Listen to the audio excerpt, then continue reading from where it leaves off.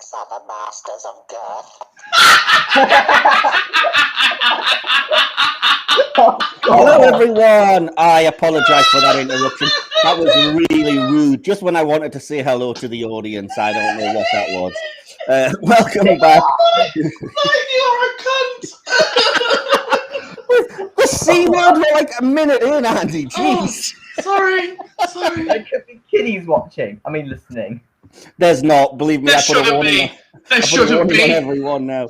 Welcome back to the Doctor Who Hit or Miss podcast. If you're listening, and if you're still listening, thank you very much. I promise I will try and keep things vaguely contained. But if you listen to our last episode, you know how things are gonna go. There's been a Dalek takeover, and these Daleks are into adult movies. So yeah, this is how it's going to go. But in any case, we're here to do some reviews of another Dalek story. It's the Dalek takeover, a couple of weeks. And I am joined, as always, by my, let's see, what shall we call him? Raucous co-host, Mr. Andy Kemp. You know what? Of all the words you could have gone for, that's less offensive than I thought you were going to go for. So, hi everyone, I am back. I'm trying to keep the inappropriate jokes down this week, but Mike is not getting us off to a good start. Yeah, blame me, jeez. And we are pleased to be joined by a returning guest from Series 1 of the podcast. You might know him from his being the most famous plush on Doctor Who Twitter, and that is Mario Bowser 494. Welcome, Mario. Hi. Yeah, you may know me from the very first episode of Almost, even though it was the second recorded, it is the first episode released. Yeah. Oh, was that what? My memory's already gone. I'm that old, so we would have reviewed the first episode reviewed as a child. Yeah. Oh, okay. Cool. Well, I think that was contentious because Will kept on trying to say it was fantastic, and I believe we were very much of the like, no, there's one great episode out of 4, Will, so let's calm down. Yeah. Right. So, how are you doing anyway, Mario? Oh, I'm doing good. I'm doing fine, honestly. I'm hoping to watch Curse of Fenric later today. Ooh, good choice. I got the collection box set quite recently, and I want to just watch them as well as like the behind the sofas and stuff for like the first time. So I want to get out watching Curse of Fenric at some point. Oh, I love those sets. They're so good. Yeah, like I've only got one, and I'm really enjoying it. The only problem is season 8's coming like the day I'm going back to school, so that's no, that sucks. Technically the day before, so I'm going back as it's a staggered return for me, but still. Yeah. No, bless. Well, have you ordered season 8? Yeah, I pre-ordered season 8 and season 24. Ah, okay, cool. I had to miss out on the 5th steelbook to get season 24 though. Oh no, well that's not out for a while. I don't think it's even officially got a date, has it yet? But I just wanted to get it because I think, as I was not only pre-ordering season 24, I also wanted to get season 26. So it was 2 collection box sets or 1 steelbook. So I chose the collections. That's fair enough. Also, okay. Well, so without any further talk, we'll move on. We know the drill by now. If you're new to the podcast, where have you been? We've been in recording for ages, but what we'll do, we have a few sections. We start off with the news, then we hit a very brief on this day section, which we've truncated because of feedback we've been receiving. Then we do a hit or miss section, and we're keeping it to 10 hit or misses. Hopefully that doesn't run us too long because the audience tend to like that, so we're going with that. And then we've got a review, which this week is Remembrance of the Daleks. Andy, behave. I can tell you want to make a pun. So I was being perfectly quiet, minding my own business, waiting for you to get started. Don't you dare start accusing me of stuff already, mister. You will remember your night with the Daleks, I assure you. Anyway, that was terrible. Asylum as well, not just Dalek Asylum, just a regular asylum. Yeah, I know that's where we probably do belong. You don't know my life. You don't know what I'm into. That sounded really weird. I'm sorry. That really did. That sounded so ominous. Oh, I regret saying that immediately. I'm so sorry, Mario. You don't know what I'm into. I'm into plushies and Mario. Yay. Oh, bless. Well, so we'll start off with the news section. It's a very brief one this week. There wasn't a whole lot of news, but I have got a little bit of product news to inform my co-host, my guest, and anyone who's listening. So, available for pre-order now is the Third Doctor Adventures Volume 7. Tim Treloar returns as the Third Doctor in 2 brand new adventures.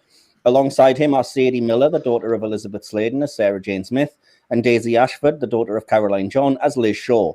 The cast also includes John Culshaw, once more portraying Brigadier Lethbridge Stewart, and acting legend Wendy Craig from Mother Makes 3, Butterflies, etc., as Marta Malvani.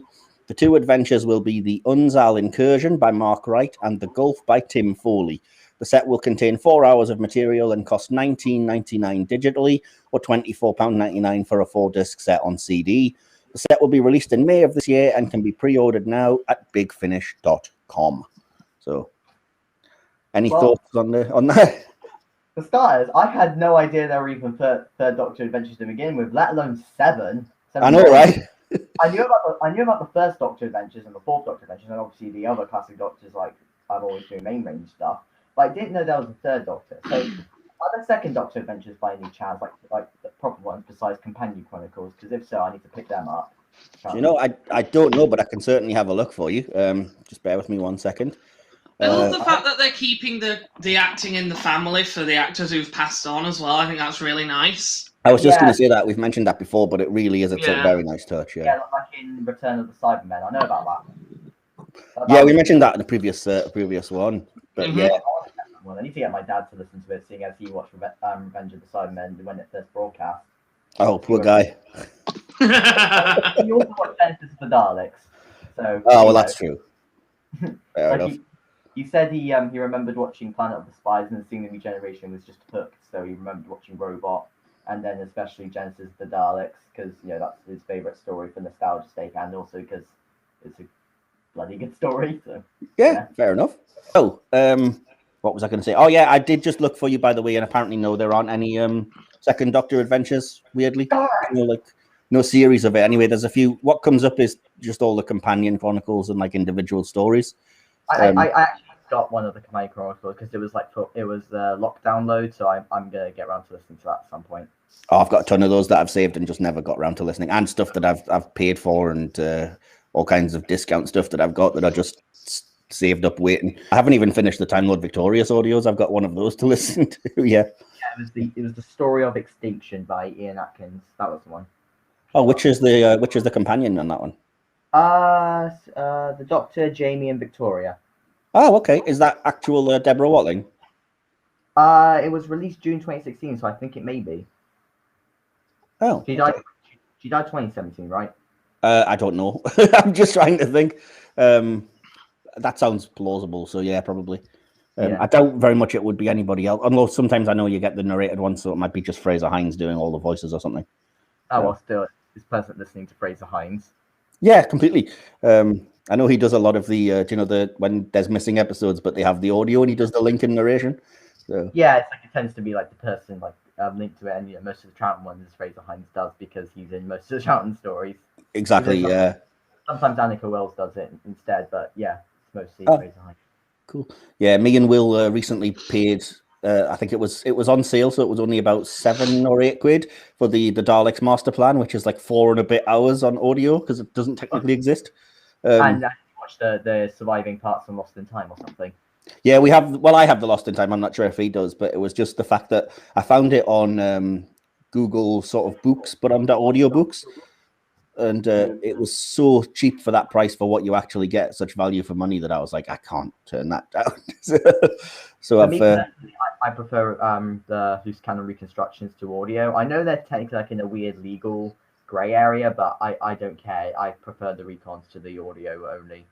Yeah, I have watched the recons, but I just find I don't begrudge anybody liking them, and I did have a good enough time and enjoyed it, but I find the audio with linking narration almost better in a way because I can just picture movement easier than I can try to interpret it from pictures. But the Daleks Master Plan specifically, like Josh Schneers has reconstructed all the episodes besides Feast of Stevens. So that's the one I'd use because it has actually in it.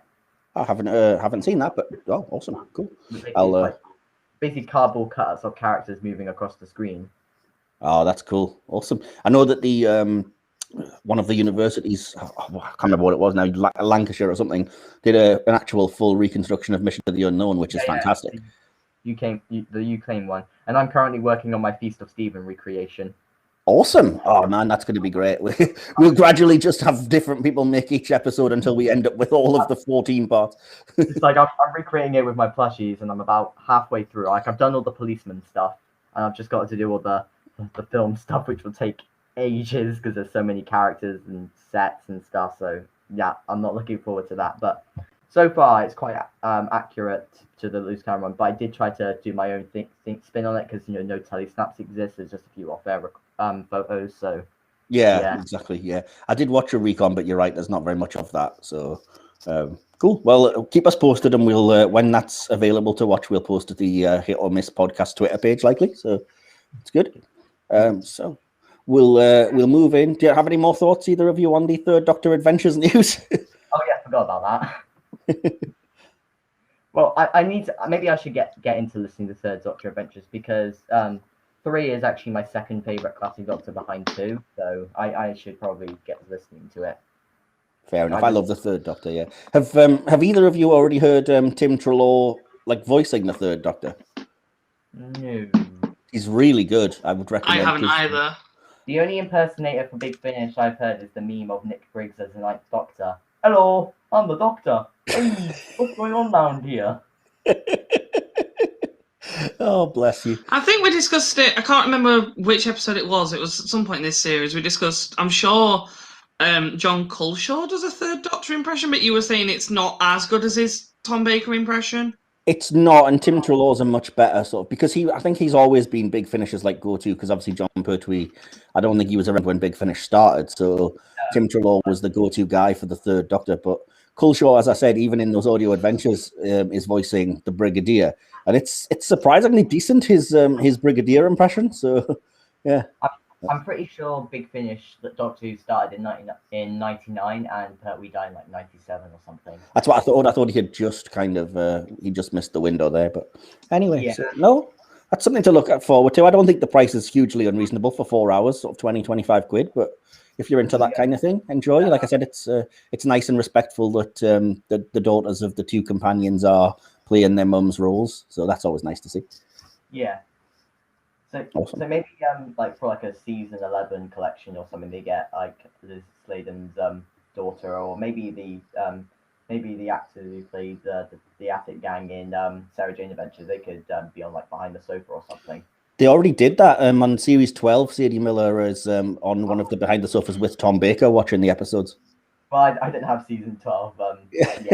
I didn't think you did. It wasn't an insult. I'm just saying if anybody does have it, or if anybody's interested, that is one of the pairings on the Behind the Sofa, along with the continuous pairing for whatever reason of Janet Fielding and Sarah Sutton. There is a reason. Them 2 are bloody hilarious. Oh, they're hilarious, but I wouldn't want to be in the room with them, I tell you what. It's nothing's more fun than seeing Sarah Sutton have no idea what's going on.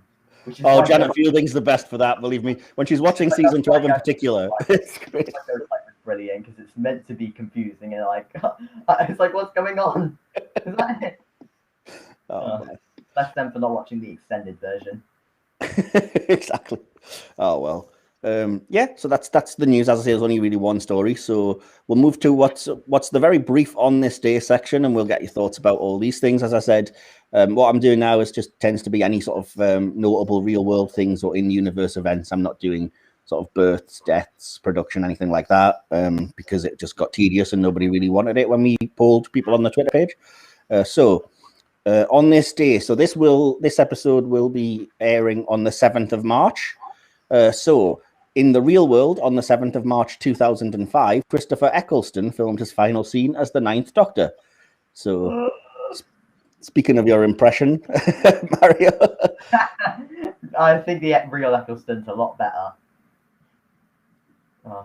Yeah, the real Eccleston's definitely more famous, I think. But yeah, it's kind of weird to think that he filmed his last episode as the Doctor so close to his season airing as well. It really is when you think, because March 2005, and I think it started airing the following month. When you think, yeah, he clearly made up his mind pretty quickly, unfortunately.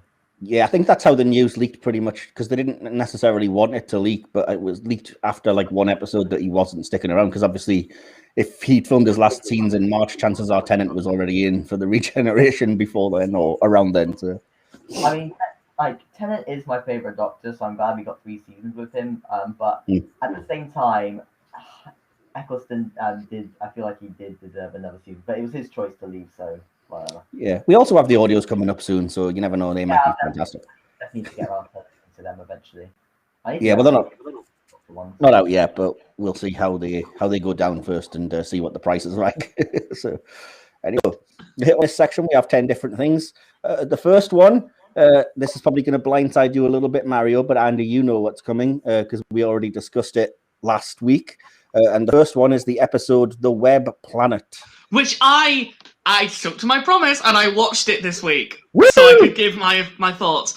Will's gonna hate me. I didn't hate it. Woo! Yes. But I'll let Mario go first, and then because we usually do guest co-host, so I'll let Mario go first. But yeah, I just want to forewarn Will that he's not going to get sided on this. Well, for me, it's one of quite a few classic stories I don't really remember much from because when I watched Classic, it was a while back. However, I've seen like little snippets since then, and it's like I love the I'll just say, I love the Zarbi. Okay, I don't care what anyone says. I just think the Zarbi look really cool. Look really cool. Emphasis on the word look. Yeah. Everything else, like the whole, it just does like it like gives me a headache. And then when he put Vaseline on the screen, like I thought, when I've seen clips of it, I thought someone like added a filter over it for copyright reasons. I didn't realize it was in the actual episode because I'd forgotten it. Like currently, I'm rewatching Hartnell, and I've been procrastinating on season 2 to binge through season 26. Yeah. But I'm not looking forward to the Web Planet. I'll just say that. Well, so if you had to say hit or miss, what are you going with? I'd probably say miss. If I didn't like the censor rights, I wouldn't like the Web Planet. That's a shame. Hang on, we seem to have a special guest jumping in here. Andrew, I'm here to offer peer pressure. Don't you dare. I'm joking. Opinions are opinions. Hold on. I love you guys. Hold on. I'm here. You specifically said to me in private messaging days ago, don't let Mike change your opinion. It's your opinion. You stand your ground. I am standing my ground, and I am standing against you, good sir. Oh, damn. I'm standing my ground saying that the Web Planet looks terrible. I'm going to stay here for 2 minutes. I'm intrigued to know what you think. Okay. Mary, do you have anything else you want to say? No, just overall a miss. Thank you. Okay, so I didn't write review notes or anything, but I will try and give as many thoughts as I have. It did not have to be 6 episodes long. My freaking god, it did not have to be 6 episodes long. The sound effects, kind of like what Mario said, got way too much very quickly. I was by the end of the first episode, with all the chuffing, bleeping, I was like, no, please stop. This is hurting my ears. However, it took a while to get into anything. I feel like nothing really happened in the first episode. All That's very much in the second. True, yes. But overall, it was fine. It was an interesting enough story for the time. I think the Zarbi, as stupid as they look now, it was kind of endearing that it was just men in these hollowed out ant suits running around. I quite liked that. I think was it the Monoctra? Is that what they're called? I don't know if I got the name right. I think so. They looked fine, I guess, for the time. And I think what helped me enjoy it a bit more is that I really, really like Ian and Barbara. And they seemed to do a fair bit in this. Vicky seemed pretty useless, I'm not going to lie. She didn't really do much. But Vicky and Barbara did. I mean, I'm pretty sure, if I remember rightly, Barbara kind of, saved everyone, so... It was fine. I don't get why you hated it as much as you do. I don't think it was anything to write home about, but I don't think it was dreadful. So I would give it a very, very soft hit. I'd give it like a 6. Which is exactly... I mean, I said 6.5, and then Will was like, oh, you're crazy. It's definitely not even as good as that, mate, I didn't say that. I think it did.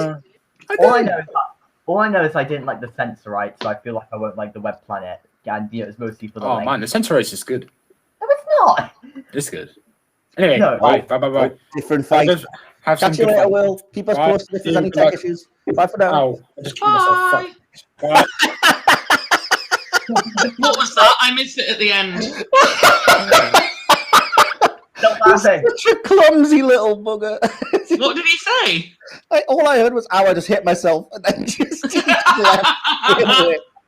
Probably on his ego. It got a bit too big. Yeah, he hit himself because I said I didn't like the Sensorites.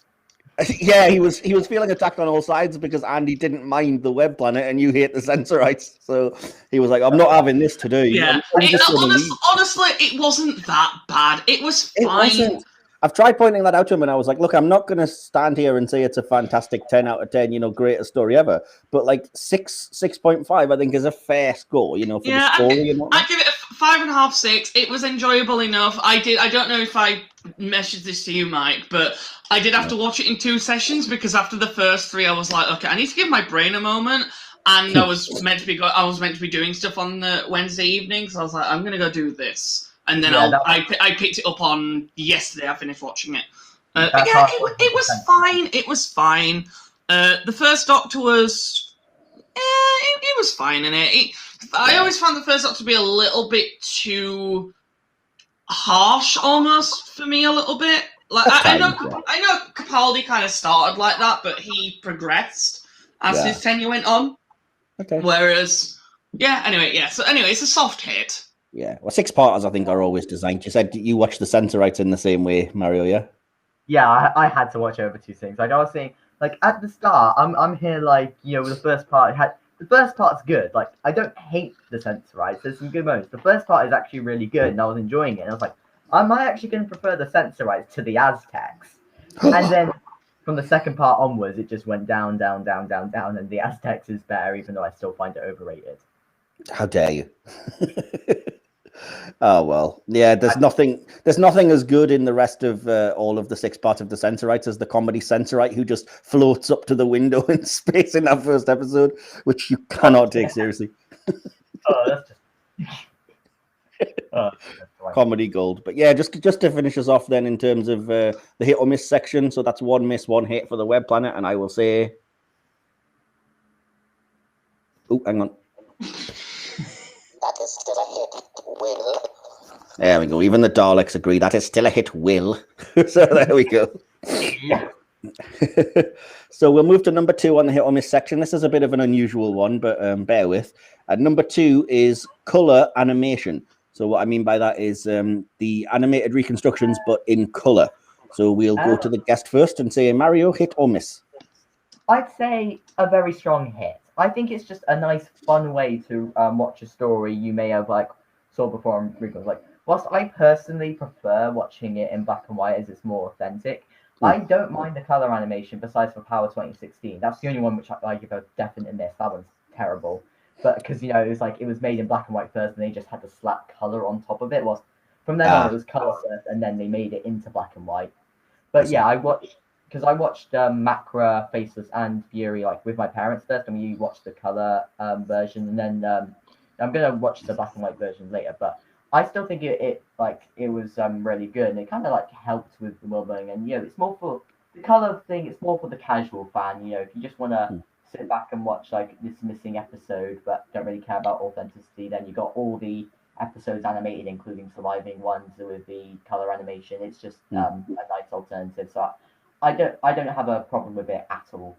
Yeah, I mean, there's issues about authenticity anyway, because I know I've recently watched, as I've mentioned on a previous ep, Fury from the Deep, and they even say there, well, this is not an exact reconstruction of what was there before, because why make it look weaker because of what was available to them in the 60s? With the helicopter, in the original it was just the helicopter flying through, and then they added in a bunch of seaweed in the animation, which I personally quite liked. I know some people didn't. Thought they would have preferred to be authentic, but I quite liked it. I thought awesome. We mentioned that last week, so you'll have to last recording, so you'll have to listen to the next episode because I was kind of upset that you guys got Fury from the Deep last time, because I wanted to just simp over it. essentially. Oh, I loved it as well. Believe me, I was very much of the same mind. And as I say, I put it in the hit or miss section last week, and talked all about it then, and bigged up the Blu-ray set. So I'm not going to start doing it again. But suffice to say that you would probably throw your hat in the ring as a hit as well, then Mario. A huge hit. It's one of the best account stories I've seen recently. Awesome. Yeah, and on the topic that I mentioned, part of the reason I brought that up is because that was actually animated in color, and there were things specific to the color. When I watched the behind the scenes things, that they were like they added certain color drops when it was supposed to be more intimidating, and certain shading and everything. And they said that yes, you kind of do get that when you watch it in black and white, but it's not quite the same effect. So yeah. I felt like, well, in that case, you kind of needed the color. But I'm getting ahead of myself. Andy, color animation, hit or miss? I think it's a hit. I think it looks great. I like how it all looks. I get there's an authenticity to watching it in black and white because that's how it originally aired.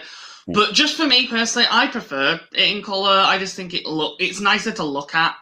And maybe that makes me a more casual fan. I don't know, but just for me personally, I find it more aesthetically pleasing to look at it in color.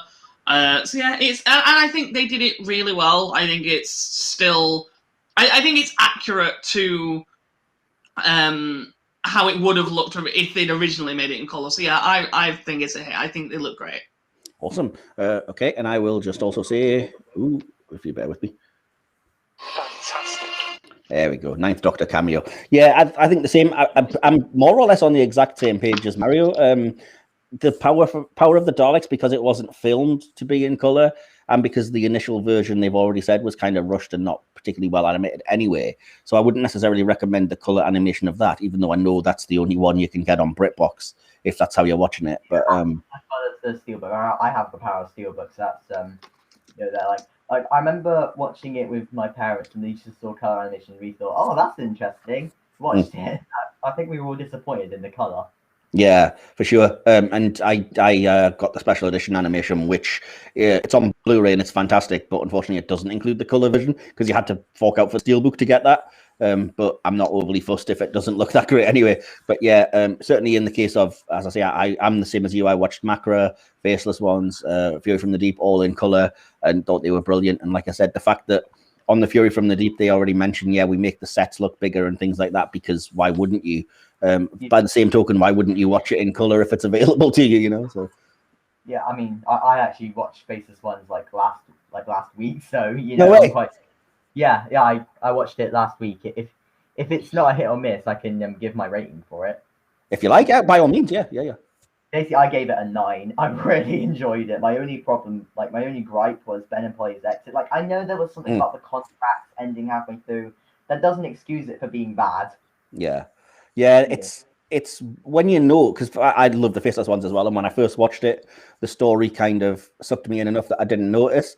But on second viewing, you become very aware that they disappear in episode 2 and just don't come back until the 2 minutes. All right, bye then in episode 6. Yeah, I heard from people before that like Ben and Polly are barely in it, and it's their final story. So I kind of went into it expecting it, but I honestly kind of liked that they weren't there, like simply for the reason that I like the dynamic of 2 and Jamie.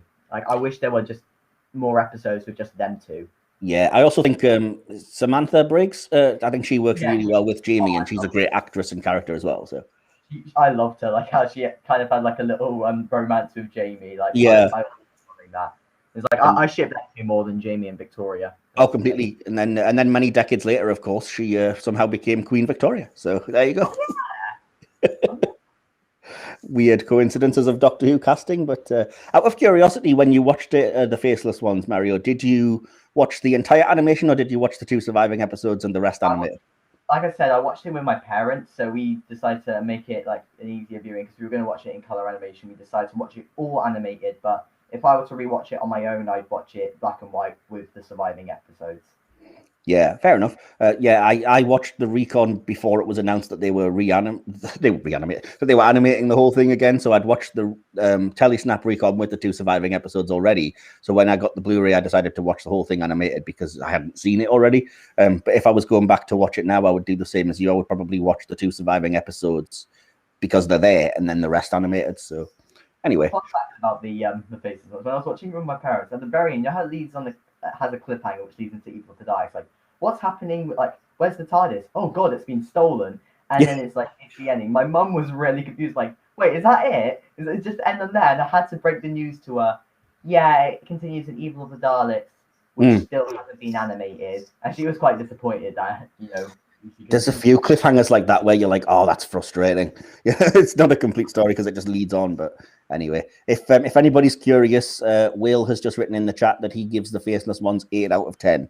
So I think, even though it wasn't on the hit or miss section, I think that's probably a hit. So, Andy, out of curiosity, have you seen the Faceless Ones? I have not.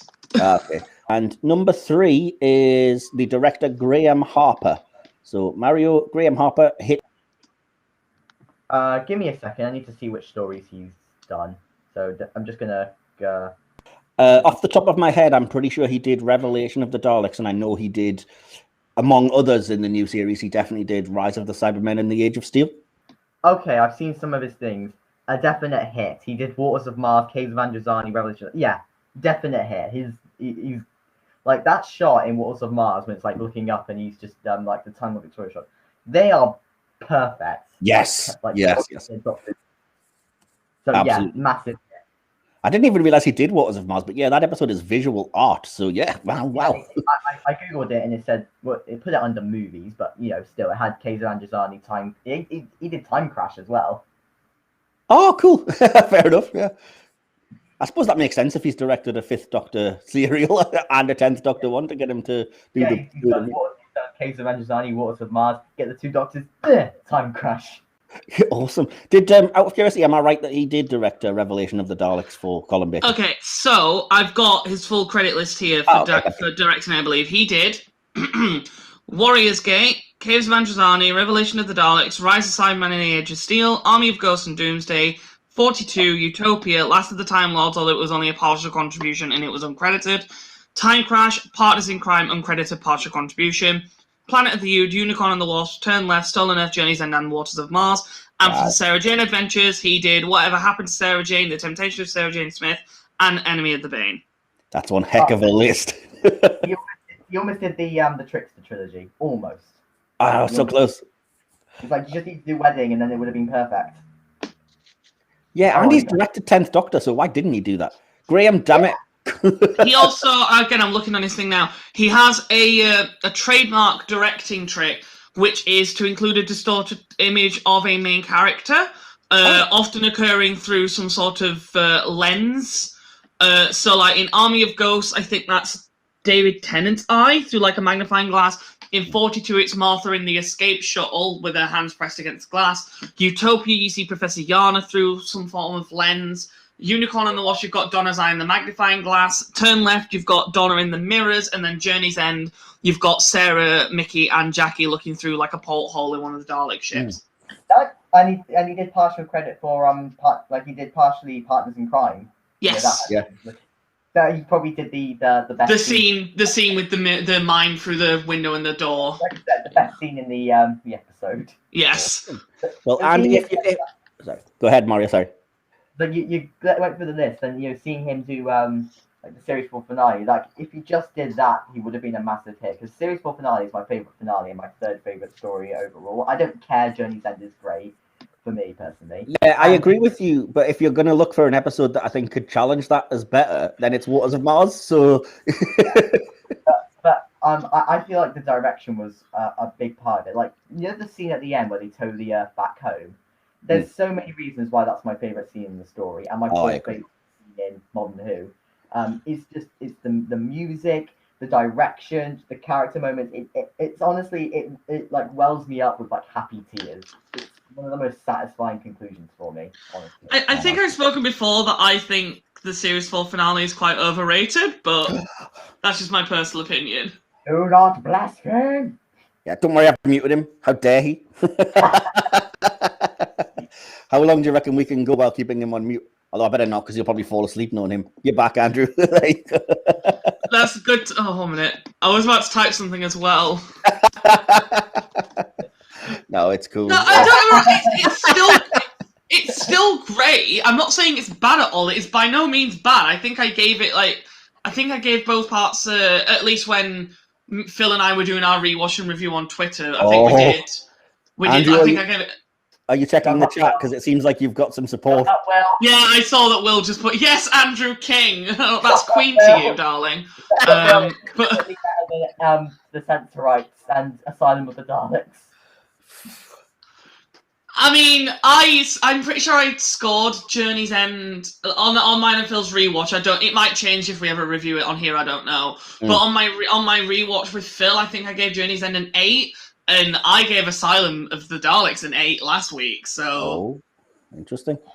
Okay. but we all gave it an 8 last week, if I remember rightly. We all were like, We did, yeah, because that was the easiest average to work out. Because we all gave it an 8, and I meant to say that as well. Because obviously, if you're listening to this, that one will have already been out for a week. But I didn't call out the fact that I got that exactly right. Because before we started the review, I was like, I wouldn't be surprised if we're all more or less on exactly the same page. Then we all gave it the exact. we all were exactly the same page, yeah. So I would have been the weakest link, giving it a 4. How dare you! Asylum of the Daleks is a great story with bad elements. I don't even think there's bad elements. It's just that The some bad things don't story quite was work. good, in my opinion. Nah.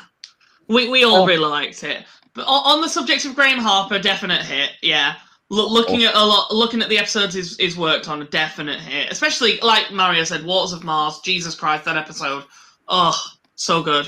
So good. Well, that, and as you said, like even certain parts of Journey's End and things like that. It's and we already know my love for Revelation of the Daleks. So there you go. But in any case, as if you didn't already know, my opinion is, Even though he chronicles like a failure, he is still a hit. there you go. That was a very garbled soundboard, but it basically said even though he chronicles Dalek failure, he's still a hit. So we've all been quite positive so far, I think, for the most part on those first 3. So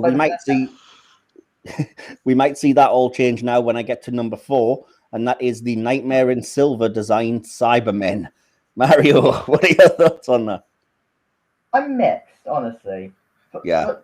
Firstly, they are probably, like, along with the Cybus ones, they're probably the most nostalgic, as, Series 8 was my first series, they had the same design, so they've always got a bit of nostalgia for me, and I always kind of liked the voices. I thought they were really creepy, like the upgrade complete. I just thought that was just really creepy, and I like the way how they kind of like are like super advanced, but at the same time I don't like it because they just look like robots instead of humans converted. They're just too OP that they're just robots at that point.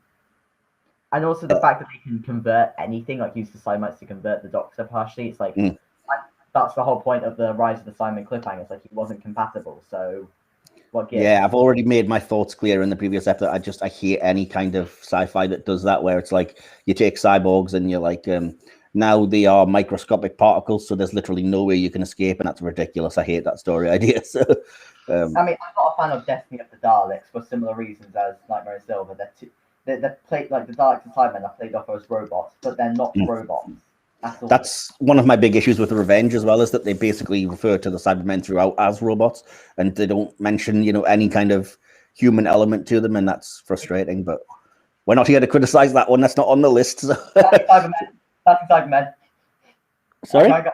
The Sassy Cybermen. When I think of Revenge of the Cybermen, I think that's the greatest thing it's managed to contribute, was that terrible meme of the Sassy Cybermen. I love it. Well, you know what I mean, cheesy meme. Anyway, so overall for for those particular design of Iron Man Cybermen, then Mario, what do you reckon? A hiss. Oh, I'm gonna have to push you. Hit or miss? A miss. Slight miss. I'm gonna say. I'm gonna say a slight miss. The nostalgia was pushing it more towards hit, but for everything else, I'm gonna have to give it more of a miss than a hit. So I'm gonna go for a slight miss. Okay, miss, but you're very much on the fence about it. That's fair enough. That makes sense. Because of nostalgia. Yeah, fair enough. Mr. Kemp, what is your thoughts on those Cybermen? Could you do me a favour? Could you just reiterate which Cybermen you're talking about? Because I was closing my page on Graham Harper as you were saying what the topic was, and I slightly missed it. I knew you'd be doing that. I almost said stop reading that essay you found on Graham Harper. I'm talking about the Cybermen that debuted in Nightmare in Silver, the ones that look a little bit like... Yeah. So I'm kind of on the same page as Matt. I don't hate the design. I agree with you that I hate the idea of them being indestructible and the whole idea that they kind of become robots more than cyborgs. That's kind of not the point of them, so I don't like that aspect. Design-wise, they look okay, but like, at least for me personally, I think the original modern Who Cybermen look better. For me, I'd say I prefer these to the Cyber Masters, as they're called. I'm not a fan of the look of them. Like, I like the idea of them being able to regenerate, but the look just seems a bit... I forget they exist. Okay, I think the connection's back now. I can hear everyone clearly. It just blipped for a moment. I mean, I liked the base Cybermen design from that episode because it was like kind of a mixture of sort of like the... Yes. I think it was the Fifth Doctor ones, and then these ones. But overall for these specific ones, for Nightmare in Silver and the Series 8 two-parter, again, I'm very much on the fence. I don't hate them, so I'm going to give them like a very, very, very soft hit, like a slight flick. Well, that makes sense. You're both on the fence, so one went slight miss, one went slight hit. So that seems fair. Can you determine? Sorry? Can you determine which one it goes more into? Like, which one you'll be able to push us in the direction? Well, that's the thing. It means I'm going to have to be the decider here, so I'm going to be unpopular probably. But my thoughts on this are... We would easily destroy them with one Dalek. What a miss. Did you hear that? Yeah. Yep. I've fallen off the fence to the left side, which is a miss. Yeah, I don't like the design. I don't like that they're all particles and that they can do everything, including resurrect the dead. I don't like the fact that they look like, as I've alluded to, a ripoff of Iron Man. They look more like Iron Man armor than cyborgs. They're too sleek. That stupid thing they do in Nightmare in Silver, where they become the Flash and they can do like super speed. Oh, yeah. What was that about? Yeah, that's really weird. Which is a shame because that shot of the Cybermen sort of speeding in and picking up the annoying little girl, I can't remember her name, Angie, I want to say. That was a really cool shot, but it just didn't make sense why the Cybermen could do that. I also, as I said, I just don't love that the Cybermen, as part of the whole Iron Man thing, I don't get that they can fly in that way. I'm not a huge fan of that. It's not, it's not a deal breaker like, oh, it's terrible, but it just doesn't look great to me. You're welcome. So yeah, Will's in the chat here again. This is helping me get through my coursework. Bless you. Surely that's not helping you concentrate if you're listening to us, dude. Go and do your work, man. Stay. Anyway, yeah. So that was, what was it? 2 misses and 1 hit. One very, very, very soft slight hit. In either case, I think overall we're going to say miss. Yeah, I'm happy with that for the consensus. Yeah, I think that's fair. Number 5 on the list for today is, again, I might need to explain this, but it's audio spin-offs. And what I mean by that is things by Big Finish that are in the Doctor Who world in a roundabout way, but aren't Doctor Who. So Jago and Lightfoot, or Bernice Summerfield, Vienna even, things along those lines. So spin-offs from Doctor Who that have their own audio. And Mario, I'll go to you first. I can't comment. I haven't listened to any of them, honestly. I haven't even I haven't listened to any Torture episode. Jago and Lightfoot, the first 5 season series are on Spotify, so I did download the first series. So I will get around to listening to it eventually, see what's the big hype about it to get 14 bloody series. Yeah. I didn't. And I didn't even realise Bernice Summerfield was Doctor Who. If it was, I would have picked up the lockdown load for it a while back. Yeah, Benny was a companion of the Doctor originally, and then obviously got her own sort of series and stuff. But it's Lisa Bowerman who's like also involved in sort of creative sort of direction and things with Big Finish as well. And she's really good. She's a good ambassador for Doctor Who. And yeah, so in terms of audio spin-offs, I think you're probably going to have to sit it out rather than say hit or miss, Mario. Yeah, not applicable. Not applicable. Fair enough. Andy? Yeah, I'm also not applicable. However, I will say I love the idea of them. I like the fact that we can expand the Doctor Who universe outside of just the travels with the Doctor, if that makes sense. So as a concept, I do really like it. Okay. Well, I'll chime in and say that I haven't heard a lot, but I will just go... Well, yes. Tick. I think with anything this sort of wide-reaching, there's always going to be hit and miss. But from the ones that I've heard overall, and I'll shout out, I've heard the Paternoster Gang have their own series, which is really good. Yeah. I would recommend that. The Jargo and Lightfoot stuff, sorry, is obviously really good if you like those characters in Wang Chiang. It's just more of the same, but without the Doctor. And as I said, sort of whenever you give Bernice Summerfield or Iris Wildtime are cool enough characters that they can hold their own. So I would say, yeah, if you've never delved into any of them, it's worth maybe giving it a try if you see. I did actually a little bit ago. I did actually buy, download Diary of River Song if that counts. I want to get around to that. That absolutely counts, yeah. And I'm the same. I've also got the Jenny the Doctor's Daughter spin-off, but I haven't heard it yet. I'll get back to you whether I liked Diary of River Song. Cool. I'll get back. Yeah, it counts. I mean, as long as it's in the Doctor Who universe but doesn't feature the Doctor, I would call it an audio spin-off. So, I mean, even the Torchwood audios and the Class audios, technically. This one has it's series 1. It has Paul McGann in the last story. Okay, fair enough. Well, either way, I think we'll call it a hit because we've got 2 NAs and 1 hit. So there you go. Number 6, a bit more clear, is the episode Sleep No More. So, Mario, hit or miss? I like the idea of the found footage stuff. It's a unique idea, but wasn't pulled off very well. Very much a miss. I have a lot of problems with it. Like, we just get thrown in with all these side characters, and we're meant to know them for like a 2-second info dump.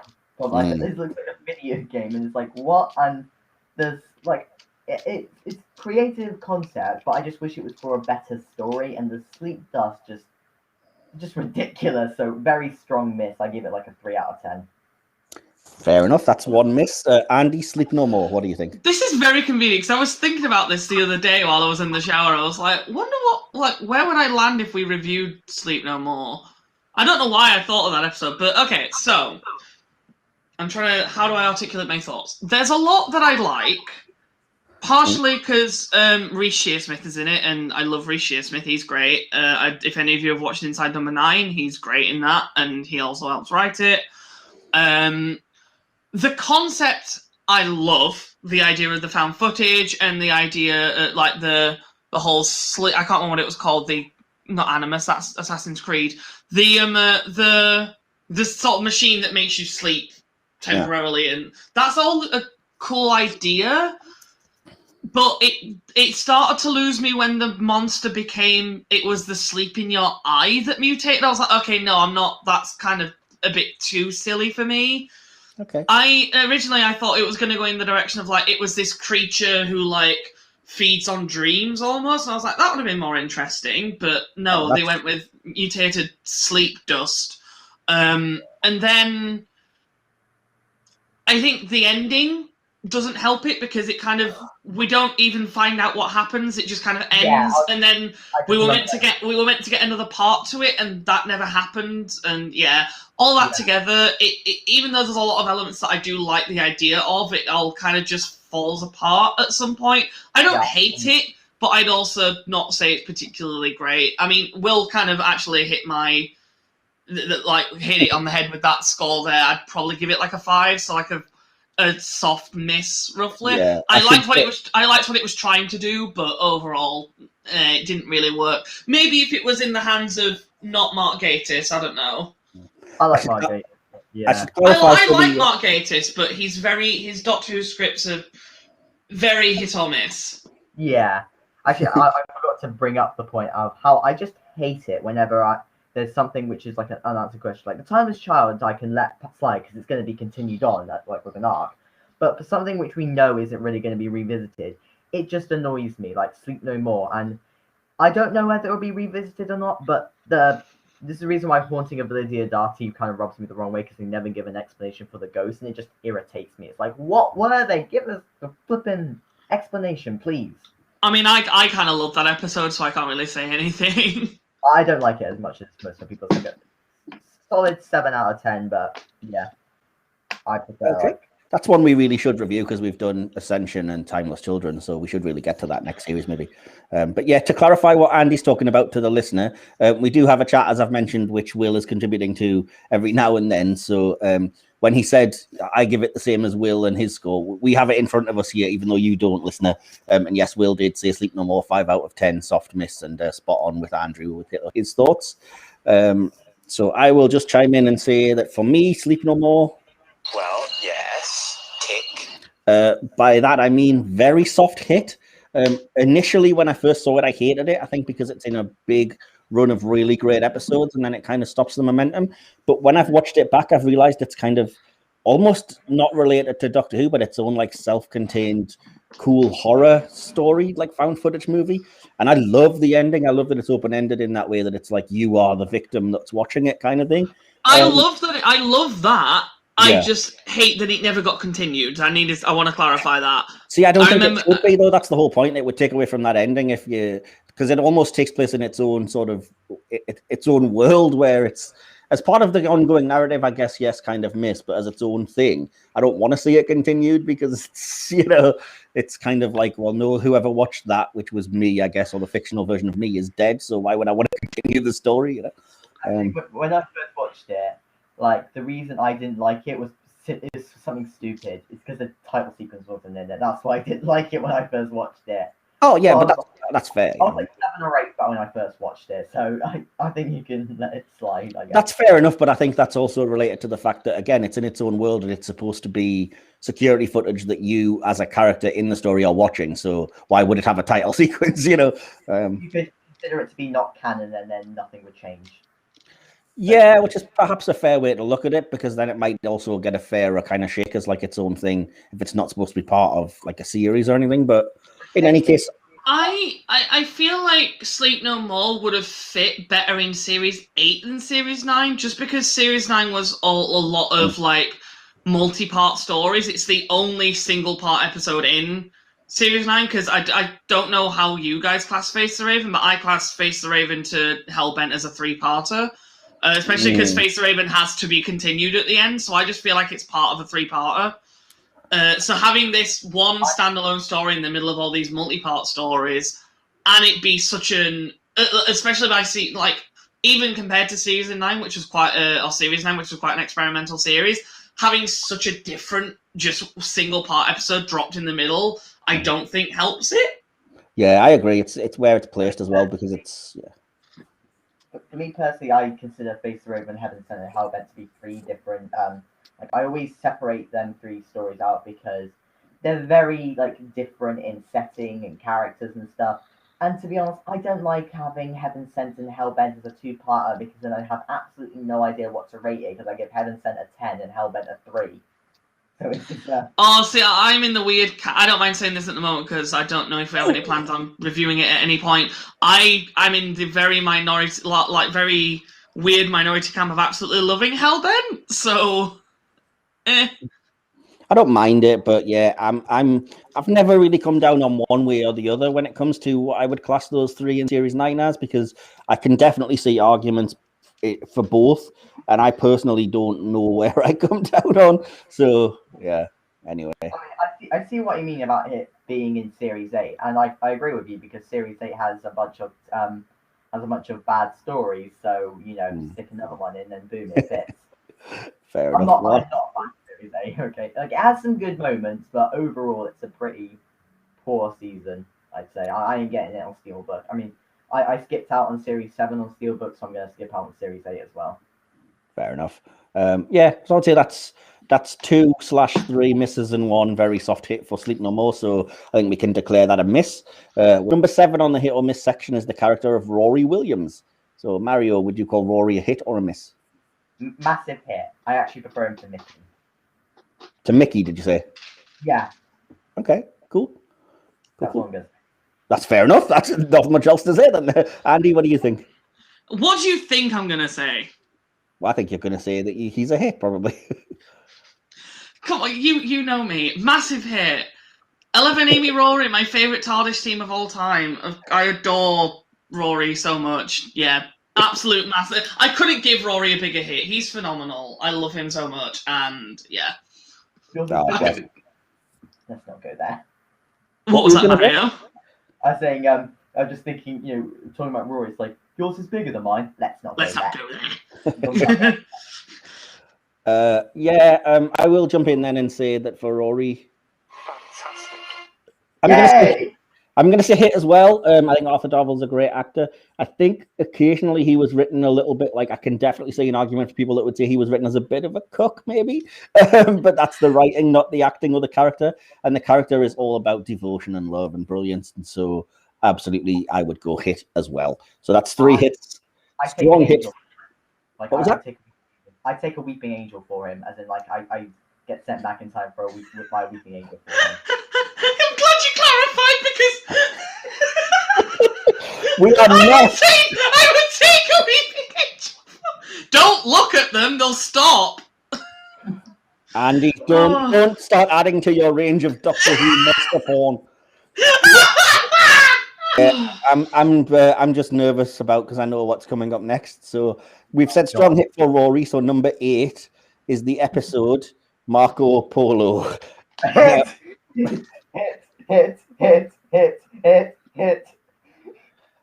Yeah.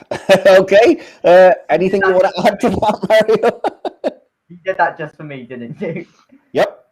Basically, for those of you who don't know who's listening, I'm like a big stan of Marco Polo. Like, just go onto my Twitter profile and you just see that I've got it there. How I'm like the #1 fan of that story and another one, which I don't know whether it'll be included or not. But yeah, I absolutely flippin' love it. And I know Mike's thoughts. We'll get there, believe me. But we'll go to Andy and see if he's seen anything of it yet. I've not even had a chance to see it because it's missing, and I have no idea where you'd be able to see it. I want to see it because I've heard such differing opinions, and I'm like, what? Like, I want to see where I'd land on the which side I'd land on, whether I liked it or not. But I wouldn't even know where to start to try and find it. Well, you can watch all 7 parts via the Telesnap reconstructions if you suffer from insomnia on Daily Motion. There's a colour version and the black and white version. And I recommend the white version because it's higher quality. If you would prefer not to be that much of a glutton for punishment and you know having trouble staying awake, there is a cut down 30-minute version on the beginning DVD box set as well. Shut up! Hang on a sec, I have to do this. So just for you, Mario. Shut up, just shut up, shut up, shut up, shut it up. You shut up, shut up, shut up, shut it up.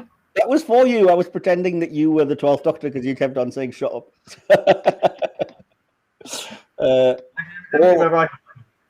All I've got to say is, Mario, what do you reckon about this episode? What do I like about it? No, what do you think about it? Would you say, hit, miss? Oh, I said hit like 12 times. Well, I just wanted to chime in and say to your opinion of it being a hit. All right.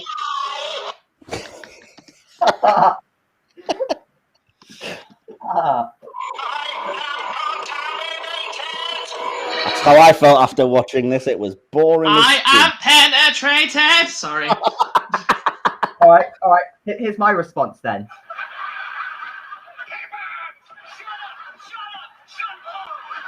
Shut up from Friends. Yeah. I couldn't understand to have a little pivot in there. Pivot. Well, I'm not going to pivot on my opinion that it's boring as all sin, and I'm not a fan, so I would say miss. I give it a 9 out of 10. Well, the version that I've seen, I would probably give about a 2 out of 10. But in all fairness, like I said, and like Andy was saying, there's no episodes that technically exist, so it's just Telesnap reconstructions. If it gets animated, there's every chance that I'll be like, oh, there's way more to this than I thought. It's not as boring as I initially thought it was. But so because there's only 2 of us, since Andy hasn't seen it, and we've said 1 hit and 1 miss, we do have Will in the chat who can break the tie. He said 6 out of 10, which I've got to figure. That's a hit. Yeah, which I've got to figure is a soft hit. And so if we have to sort of stamp something on the podcast's opinion, we'll call Marco Polo a hit, I suppose, grudgingly. I mean, I know it's on the other story I stand because he mentioned it on my podcast. So, yeah, I've got a backer for that if you end up doing that one. That was a slight hit for that one. So we'll go to number 9. Number 9 was something we have mentioned in the past, and that is the Who-mobile from John Pertwee's era. Hit or miss for the Who-mobile, Mario? Definite hit. I just love the look of it, and I always just, to be honest, it's kind of gone up in my appreciation when I found out that John Pertwee paid for it himself. Like, he was so desperate to get in that he paid for it himself. like that actually made it go up. But, like, I prefer Bessie, obviously, Of course, but yeah. I still really like it. I think it's like a nice sleek design and just really nice. Awesome. That's one hit then. Andy, what do you think? I don't hate it, but again, it's not Bessie. I think Bessie is just kind of iconic. I'd say it's a soft hit. It's fine. Okay, so hit, soft hit, and I will say... Oh, come on. Here we go. This design is inelegant, but it is a hit. Yeah, soft hit. I think it's not Bessie. It's not the greatest design, but I'm a sucker for old, like, 50s versions of sci-fi type stuff, and it looks... It's cheesy, but it looks fun in that way. So. It really does look like the BBC just sort of went, oh, Batman's popular. Do you want a Batmobile? Well, because John Pertwee was desperate for it, so it's probably his idea. It's like, hey, can we have True. Because like, if I'm right, John Pertwee was like a massive like car person, wasn't he? Yeah. Yeah. Like, I think that's prominent in Planet of the Spiders Part 2, was it? Where there's like the big car chase. Where there's, like, Bessie and as I say, as Mario alluded to, yeah, it was actually John Pertwee who brought it in. But believe it or not, even though it looks like something that would have been put up for construction as a sci-fi thing for a show, it did exist in the real world. The HoMobile, it wasn't called that obviously, but it was an existing car design that Pertwee saw at a car show and was like, "This is brilliant. We've got to bring it into Doctor Who." So, oh wow, yeah, bizarre but true. And I can't remember what DVD it's on, but one of the DVDs has the episode of Blue Peter where he unveils it for the first time, the HoMobile, and talks about where it was from. Apparently, he had great pleasure just driving it around to like work or something. Well, yeah, that's the thing. I think it was like his personal thing. And as I say, if you've ever seen it, when he drives it into the Blue Peter offices or the studio, sorry, he's having the time of his life. Him and Peter Purvis as he drives the HoMobile in, and he's like, "Oh yeah." He's like, Bessie is like technically owned by the BBC, but the HoMobile, he paid for it himself, so he gets to keep it. So, yeah, it's his personal car. Yeah. So Peter Purvis there is like, oh my god, Doctor Who's changed a lot since I was on it. We didn't have fancy cars. We had Daleks, loads of Daleks. Daleks. Well, you could always ride a Dalek, Andy. Don't. Okay, I just want to quash this right now. Just because we made some jokes last episode, me mainly making Dalek sex puns, I do not want to fuck a Dalek. I have no desire to do anything of the sort. I have no particular desire to violate an ant, but if you'd listened to the last episode, apparently I do. Oh my god, I forgot I made that joke! I'll start the review and say that we are, as I've mentioned, we're reviewing the 7th Doctor story, Remembrance of the Daleks. It's a pretty famous story. Obviously, I'm assuming if you're listening, you probably know it. Just before we get into the review, I meant to tell you guys, I checked the DVD that we have as I finished doing the review. I have the shitty cover with the one Dalek. I thought I had the nice one. I don't. I have the dreadful one. We were talking in the group chat earlier, and I brought up how, like, can we all agree that cover looks shit? It's bad. That means that we all own technically different versions, because Mario's got the special edition Region 1, I've got the special edition Region 2, and you've got the vanilla disc Region 2, Andy. So, at least we all own it, I guess. And I can agree that Mike's one is the best. Thank you. As I say, I bought it on a 2 for $10 along with the 5 Doctors Anniversary Edition, and I'm chuffed because they're really good DVDs. I didn't even realize that it's a 2-disc set, the special edition one that I've got, and the second disc is entirely just the documentary Davros Connections, which I love that. So awesome. Anyway, that's off topic. So do we have little log lines as we, you know how we do this, little log line, then notes, and then conclusion? Do either of you guys have little log lines for Remembrance of the Daleks? Mario, we'll go you first. So is the log line basically just like brief thoughts on it, kind of like spoiler free? Yeah, well, basically the way I do it is that I write down what my thoughts are from memory of the episode as a brief sort of thing first. All right, from memory before I watched it, I remembered it probably being my favorite McCoy story along with Greatest Show in the Galaxy. Okay. Also from season 25. But, you know, I just remember really loving it, and it was my favorite. Like, I remembered it being my favorite classic Who Died story along with the chase. Okay. Oh, awesome. Andy, did you have a log line for this? Just very brief. I just put from memory, a thoroughly enjoyable Dalek story that stands out as one of my favorite classic Dalek stories that I've seen. So yeah, Okay. about it. Mine's a little bit more pretentious, so bear with me. I wrote before starting to rewatch the anniversary special that Silver Nemesis arguably should have been, an affectionate look back through the Doctors and the show's past. The 1960s setting and Coal Hill School recall the beginnings, whilst the iconic Daleks return, representing their presence throughout the show. Here again, they're bickering among themselves in that very 70s and 80s way. There are some iconic lines and moments. It's ambitious, but my memory is that it's still a bit slow and flat. We shall see.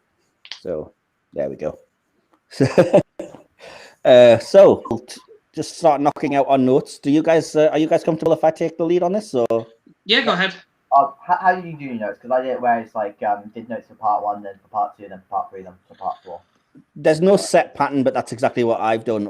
Basically all I did was write where part 1 comes and part 2 comes, and it just means when it comes to the classics, it's easier because if I go through the notes and I reach the end of the episode and you guys have anything that you haven't brought up from part 1 or part 2, etc., it's easier to say now is a good point to go back and cover it. So yeah, but if I remember right, with the Ark in Space, we just did. We didn't score every part. No, we didn't score every part. We just scored it overall at the end. I had no idea how to score a single part for this because it's a weird one to like do individual parts for. I'll say that. No, we never scored the individual episodes. It's just an overall score at the end for that one. So. Right, yeah, and we don't obviously do conclusions at the end of every part. It's only at the very end of the whole 4-part story. So, Okay, so we'll start by saying something that I didn't even realize about this episode, and I'm not sure if it's unique to the version that I've got, but there's a little pre-credit scene. Did you guys have that as well? Yeah, I put how many classic stories have a pre-title sequence. Yeah, like weird. Credit. It was quite a cool shot as well, like the Earth and then the spaceship sort of just flying overhead with that narration going on in the background. Yeah, it was kind of cool. Yeah, and as I said, it's really cool how that narration, it's just like radio clips, but it sets you the place and time perfectly, along with the shot being, for the time, really good, like sci-fi special effects. So I thought, yeah, the pre-credit scene was awesome. We'll briefly mention, because it's the first McCoy story we've done, that the title sequence is so 80s synth, but it looks like it's been done on a Commodore 64 to me. It's just the most 80s thing in the world, but I still do love that the Dr. McCoy, Star Trek, I do love that the 7th Doctor McCoy gives a little wink when his face appears in the stars. I always like the 7th Doctor intro. You're just mean. I'm not saying I just like it. I really like the look of this title sequence. I think it's cool. The reason I said y'all are just mean is not you two. It's just generally people don't like it. It's like y'all are just mean. Every Doctor Who intro is a product of its time, and if you ask me to give you a brief 30 to 50 second summary of the 80s, I would just play you this title sequence. I really like this title sequence. I think it's fun. I think it's a little bit different to the other ones. I like it a lot. Okay, yeah, Mario, I prefer it to the other 80s ones. The other 80s ones all had the same thing for it. Like, it was fine for the start, but then it had it, for every year until, 86. And it's it's getting a bit boring now, isn't it? Yes, you got a different face, but it's still the same thing. Yeah. It's just the faces get gradually better. Like, Tom Baker's face is just... He's drunk. And then Davison, he's got, a dirty smile, and then Colin actually has a good smile. Well, it starts with Pertwee, and then you get he starts off as the face that's a really cool sort of his face shot, but then in his last season you get that weird one where he's got his arms folded Dracula style. It's like he's in a coffin or something because he's got his arms over it, like he's trying to squeeze into a coffin. Yeah, like a random full body shot of full on Dracula pose. What's that about? I'm expecting him to lunge forward to do a jump scare or something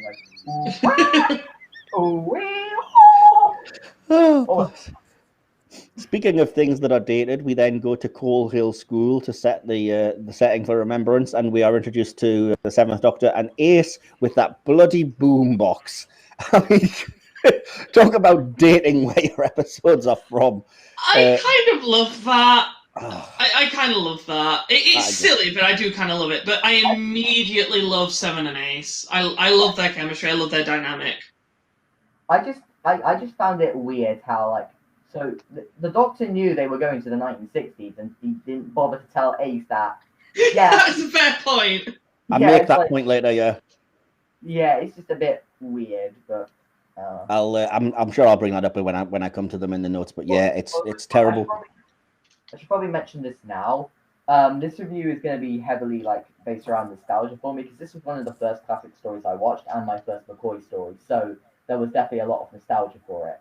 That's fine. I was like that with the Ark in Space, so we've all been there. Live is still better of nostalgia. Yeah, fair enough. Yeah, but as I say, Ace walking in with the boombox and then the irony of her saying, "This decade's got no street cred." Oh, Ace, if only you knew how badly viewed you'd be from your 90s prism here. But yeah, we obviously get the standard Nitro 9 reference, which you roll your eyes a bit, but I think that's what you're supposed to do. I don't roll my eyes. I'm like, yeah, blow some stuff up, please. I get that, but I like how it comes back later. I really like the line that comes later. To be fair, that's a line that's happened every other time as well, so it was kind of like, yeah, I get it, hilarious. But I'm not a fan of it. The Doctor also acts quite impatient when he sends Ace away while he investigates the van and tells her to just go to the restaurant, which I thought was like, I would say out of character, but not necessarily for the 7th Doctor. And I was like, yeah, that's an interesting angle to take, certainly. Then, as we enter the cafe, you have the jukebox again, reinforcing where you are. It's playing the Elvis song "Return to Sender." I think that's by Elvis, anyway. Yeah, it is. It is. And Ace is actually pretty rude. What was that? Sorry. No, go on. I'll get to what I was going to say in a moment. As I was going to say, Ace is pretty rude, which surprised me to the staff at the cafe or restaurant.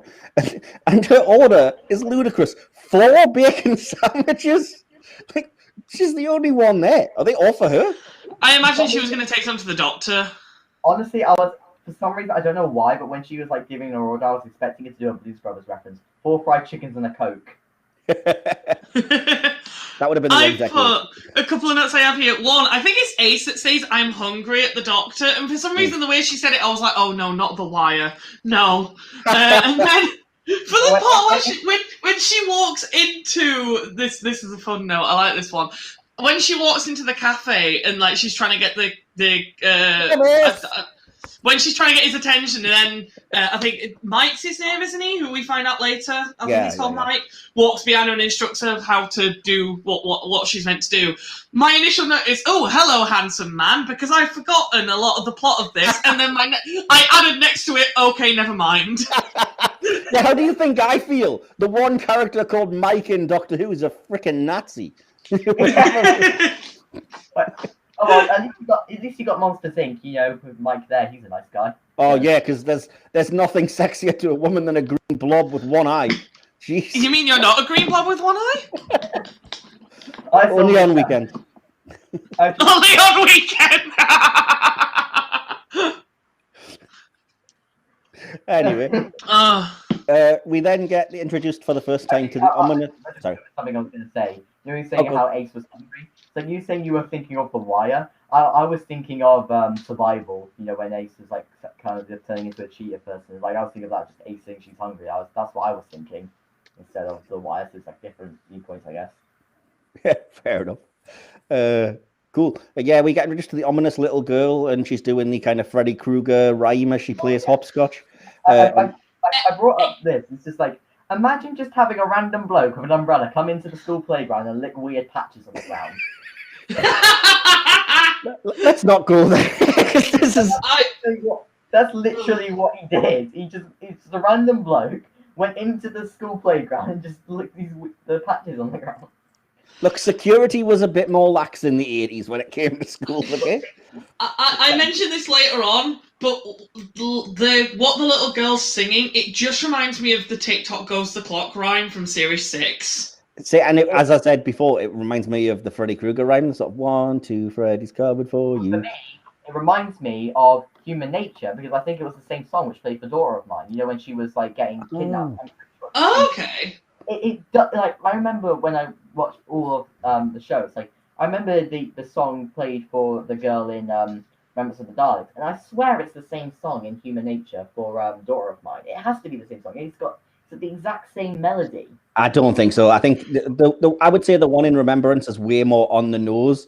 That you may as well just have the composer going ominous, ominous, because it's like, oh yeah, we get it. It's sinister. Okay, and I thought the one in Family Feud from memory. 100%, 100%, exactly. But yeah, it is kind of a cool touch though that she knows the Doctor and that you immediately get that because it's like, oh, is this supposed to be creepy? And then you actually get something that's creepy. So that's cool.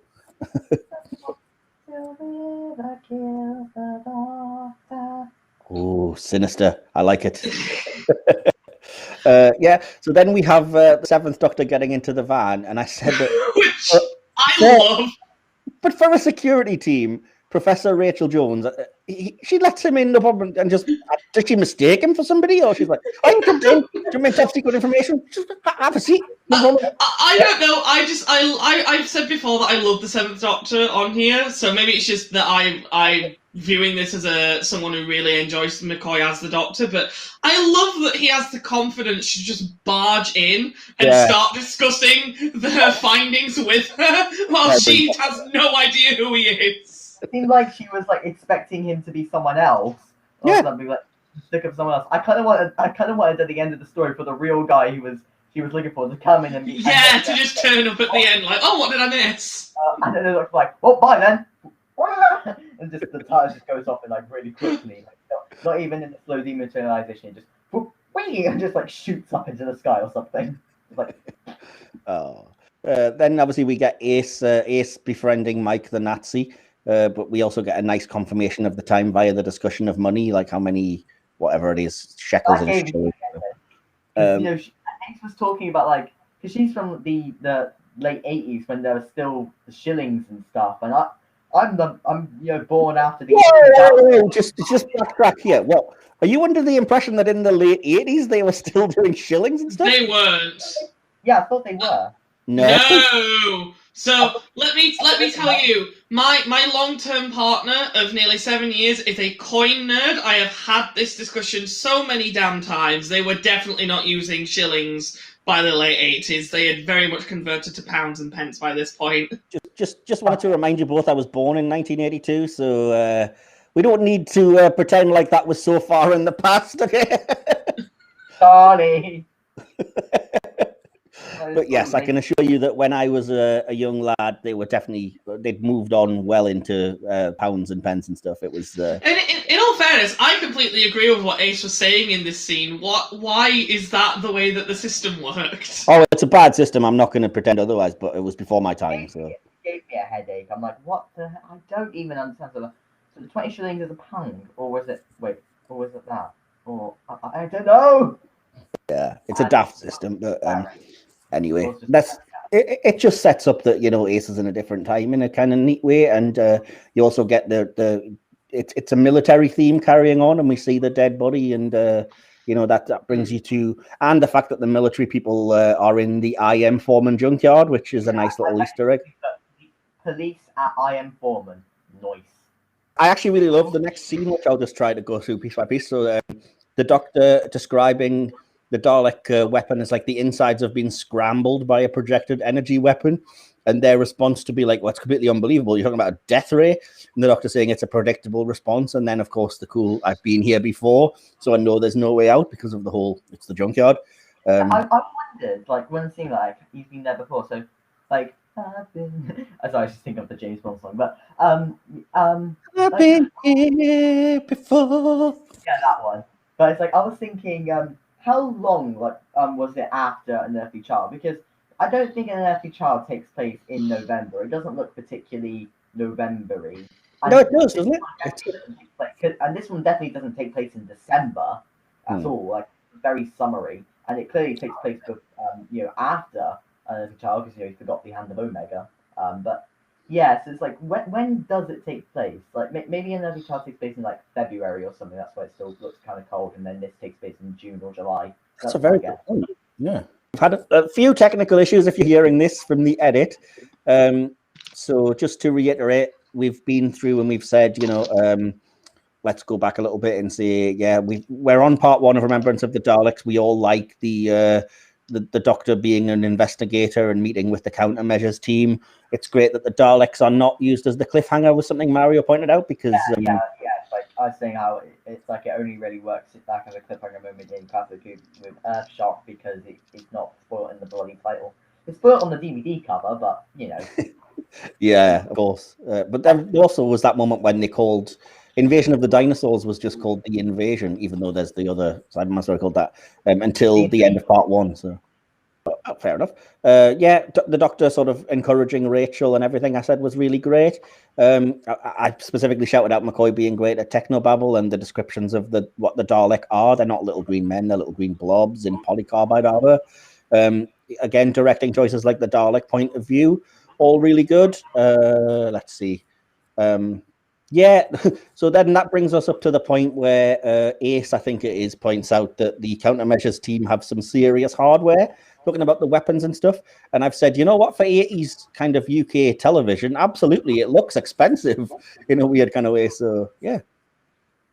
And then, inexplicably, the second Dalek blast misses, which I don't quite understand, but I get, drama. It just misses for some reason. It's like, he's right there and you miss somehow.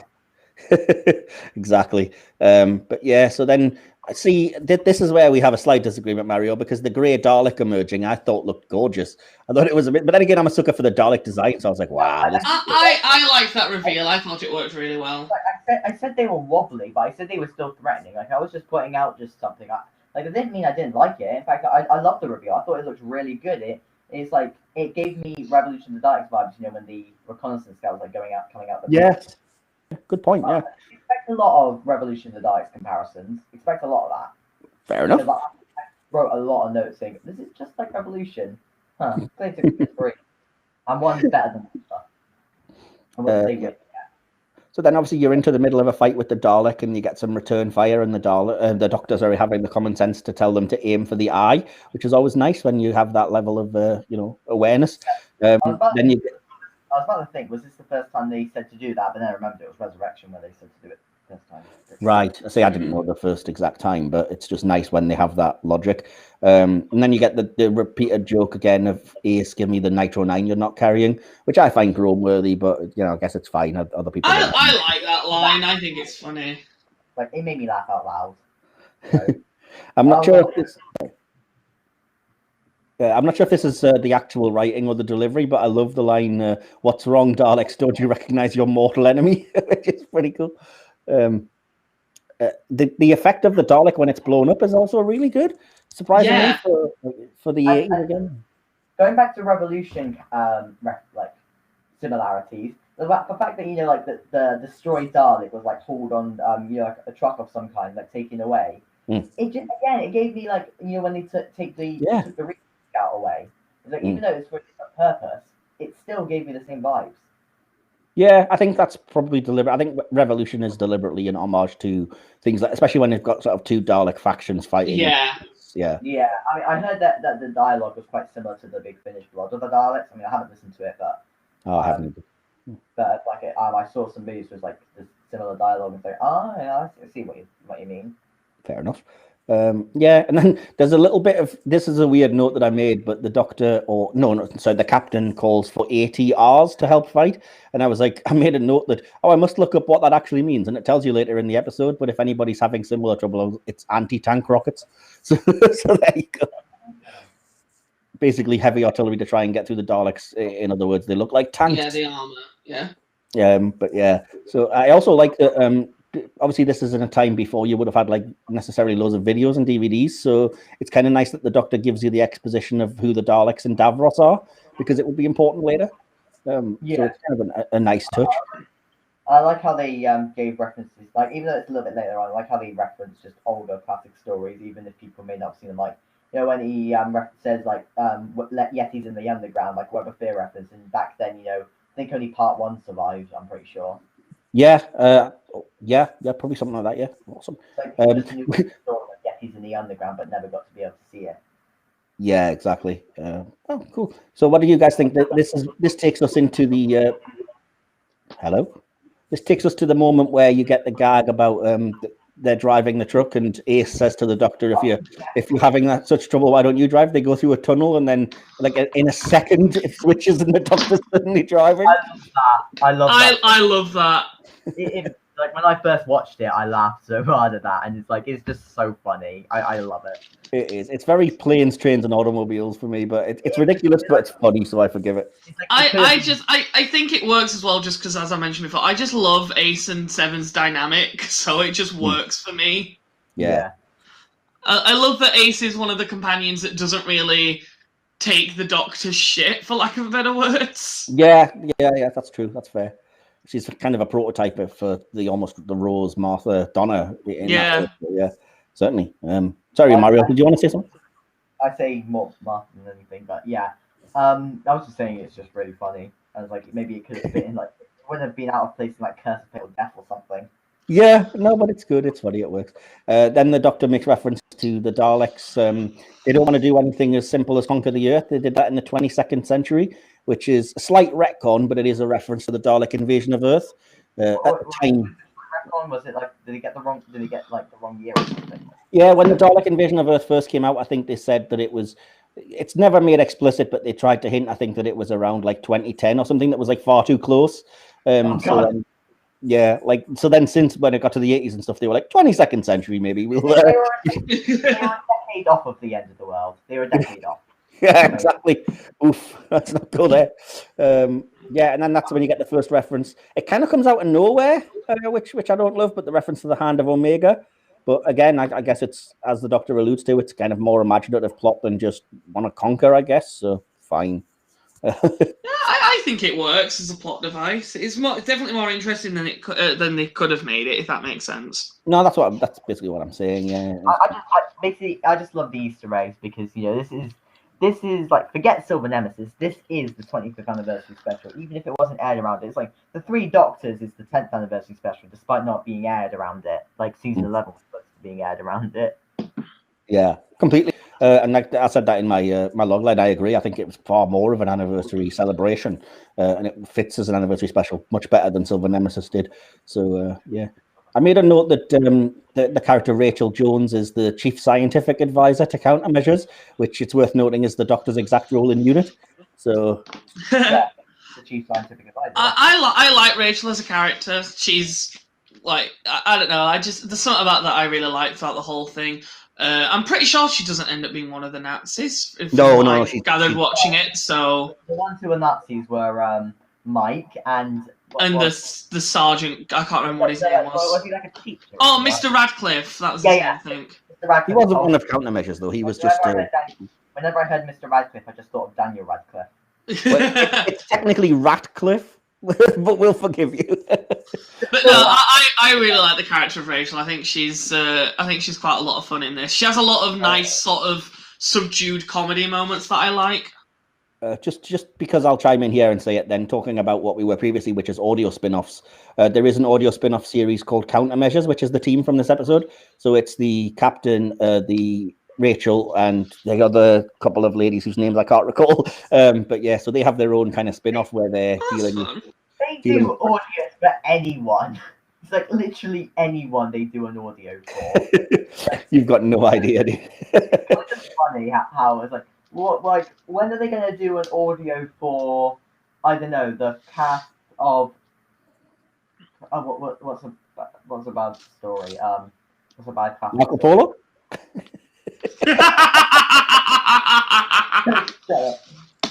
They do an audio spin-off set in the realm of Timefly or something.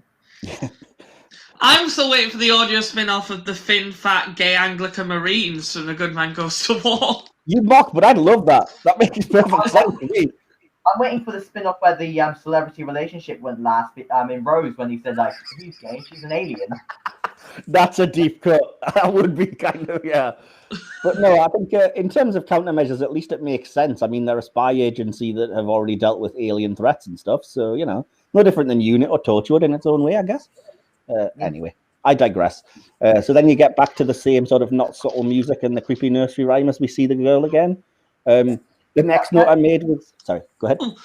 Comment on the music. Like this episode had, like, story, sorry.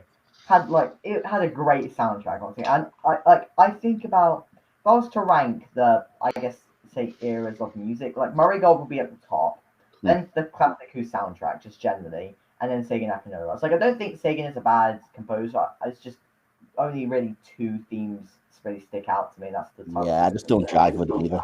Yeah. But the classic themes, I'd say if I did it by Doctor, Troughton and McCoy would be tied for the best soundtrack, like best Doctor soundtrack. Like there's so many I love for both of them. Honestly. Yeah, I think it's always pretty good. It's just like I said, I'm not criticizing the music overall in the episode. I think it's mainly good, but I just think the theme for the little girl is far too on the nose. Yeah. It didn't need to be that, but that's fine. Just before we forget, I completely forgot to add a note that I had for the scene where the Doctor blows up the Dalek. Mhm. I'm very glad that they addressed the wrong timing of the bomb, because I always do this when someone sets a countdown on something. I always count it in my head as the episode goes, so I can be like, okay, they stuck to the 5 seconds or whatever. And when the Nitro 9 blew up before 10 seconds, I was like, I hope they're going to address that, because that was not 10 seconds. And then Seven says to Ace about, that was not, I can't remember what the exact line was, but it was like, that was not 10 seconds. Nobody's perfect, Professor. Yeah, and I was like, okay, they did address that, thank you. Like the same thing happened in I actually rewatched Battlefield recently because obviously for the season 26 box set I was saying about I rewatched Battlefield and like the same actually it's like a running joke, it appeared again there and it was like it's like 10 seconds Professor, and then it was like 3 to 5 seconds or something, and then they had to just leap out the way. It's like, maybe I need to work on the timing a bit, Professor. We then get the reveal of the head teacher having a listening device or something, and it seems like he's mind controlled. So that's nice that we get that. It's kind of bloody obvious he's mind controlled. Surely the Doctor wouldn't notice. It's like just touching the back of the ear like he's Solid Snake or something. I love that reference. Then we get the scene that you were referencing earlier, the Dalek shell being stolen. Very Revolution. But it's good that the direction again it's interesting because lots of things are happening at once. And it's revealing kind of cross purposes, so the direction's hitting like 2 or 3 scenes at the same time, rather than doing it linear, which is kind of cool. This is just like a side note. I find it really weird how Cold Hill School practically appeared twice in the classic era, like in An Earthly Child and this, and yet in the Moffat era, it appeared every other week. You see that there's the burn marks that the Doctor says are the landing pattern of a spacecraft. Which is kind of cool because later on it lands in the same spot, and obviously they've been there to drop off the transmat, so it's kind of a nice touch. But then Ace says, of course, this is Earth in 1963, I'd have heard. And the Doctor's response is, do you remember the Zygon Gambit or the Yetis in the underground? Your species has the most amazing capacity for self-deception, matched only by its ingenuity when it's trying to destroy itself. Yeah, I just can't believe that you're still running with this idea that I want to shag a Dalek. I'm genuinely upset. Which king? It's like, Mike, I'm just gay. I'm not an infidel. Oh, it's got nothing to do with your homosexuality. I mean, I know, I'm taking the piss. I had no idea you were even gay in the first place. My next point was that the Doctor mentioning again when he was here before he left the Hand of Omega. It's nice that he references the past in that way, but he never explains why.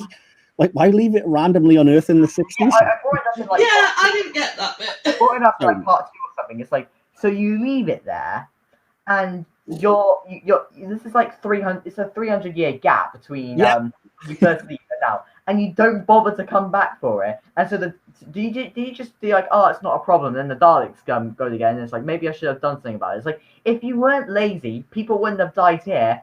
And I'll get to it later, but this wouldn't, like, if you weren't lazy, you wouldn't have caused the Time War. Yeah, exactly. But no, I mean, maybe it's the equivalent of one of us, like we're up on our day and then remembering like 3 hours later that we've left the oven on, kind of thing. He just completely forgot because he was adventuring, and then when the Daleks went there, he was like, "Oh shit!"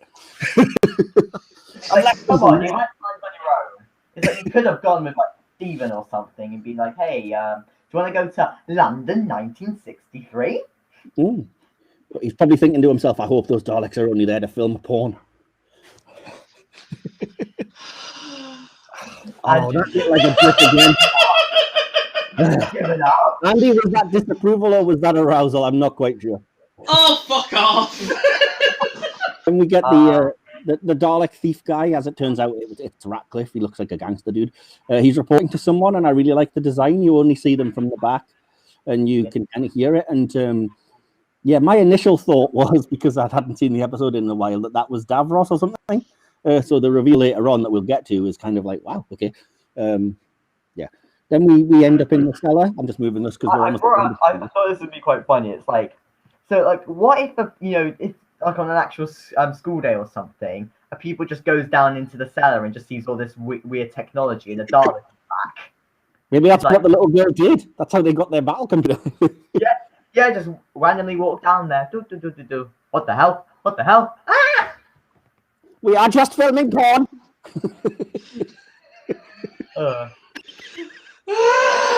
I'm going slowly mad. I'm sorry. So then you get introduced to the cellar set, which is going to be important, and it's. I like that the Dalek tech, the transmat, actually looks like a Dalek. It's got the etheric beam locators and things on it, which is nice. That's pretty cool. I love the effect of the Dalek beaming in from the inside out, so that you see the mutant and everything first. Doesn't make a lot of sense, but it looks awesome. It gives like Revelation vibes. I made a note of I like the sort of almost reminiscent of New Who, like techno babble, like way he stops the Dalek materializing. Like the whole thing is like, oh, I forced like both parts of this Dalek to try and coexist in one part of existence, and it stopped. It like it blew it up or whatever. Like when he was going on about that, I was disappointed. It's like, come on, man, you could have just said you reversed the polarity. I was waiting for him to say that. He could have also just said that. Yeah. It's like this is the 25th anniversary. Just say one, reverse the polarity, please.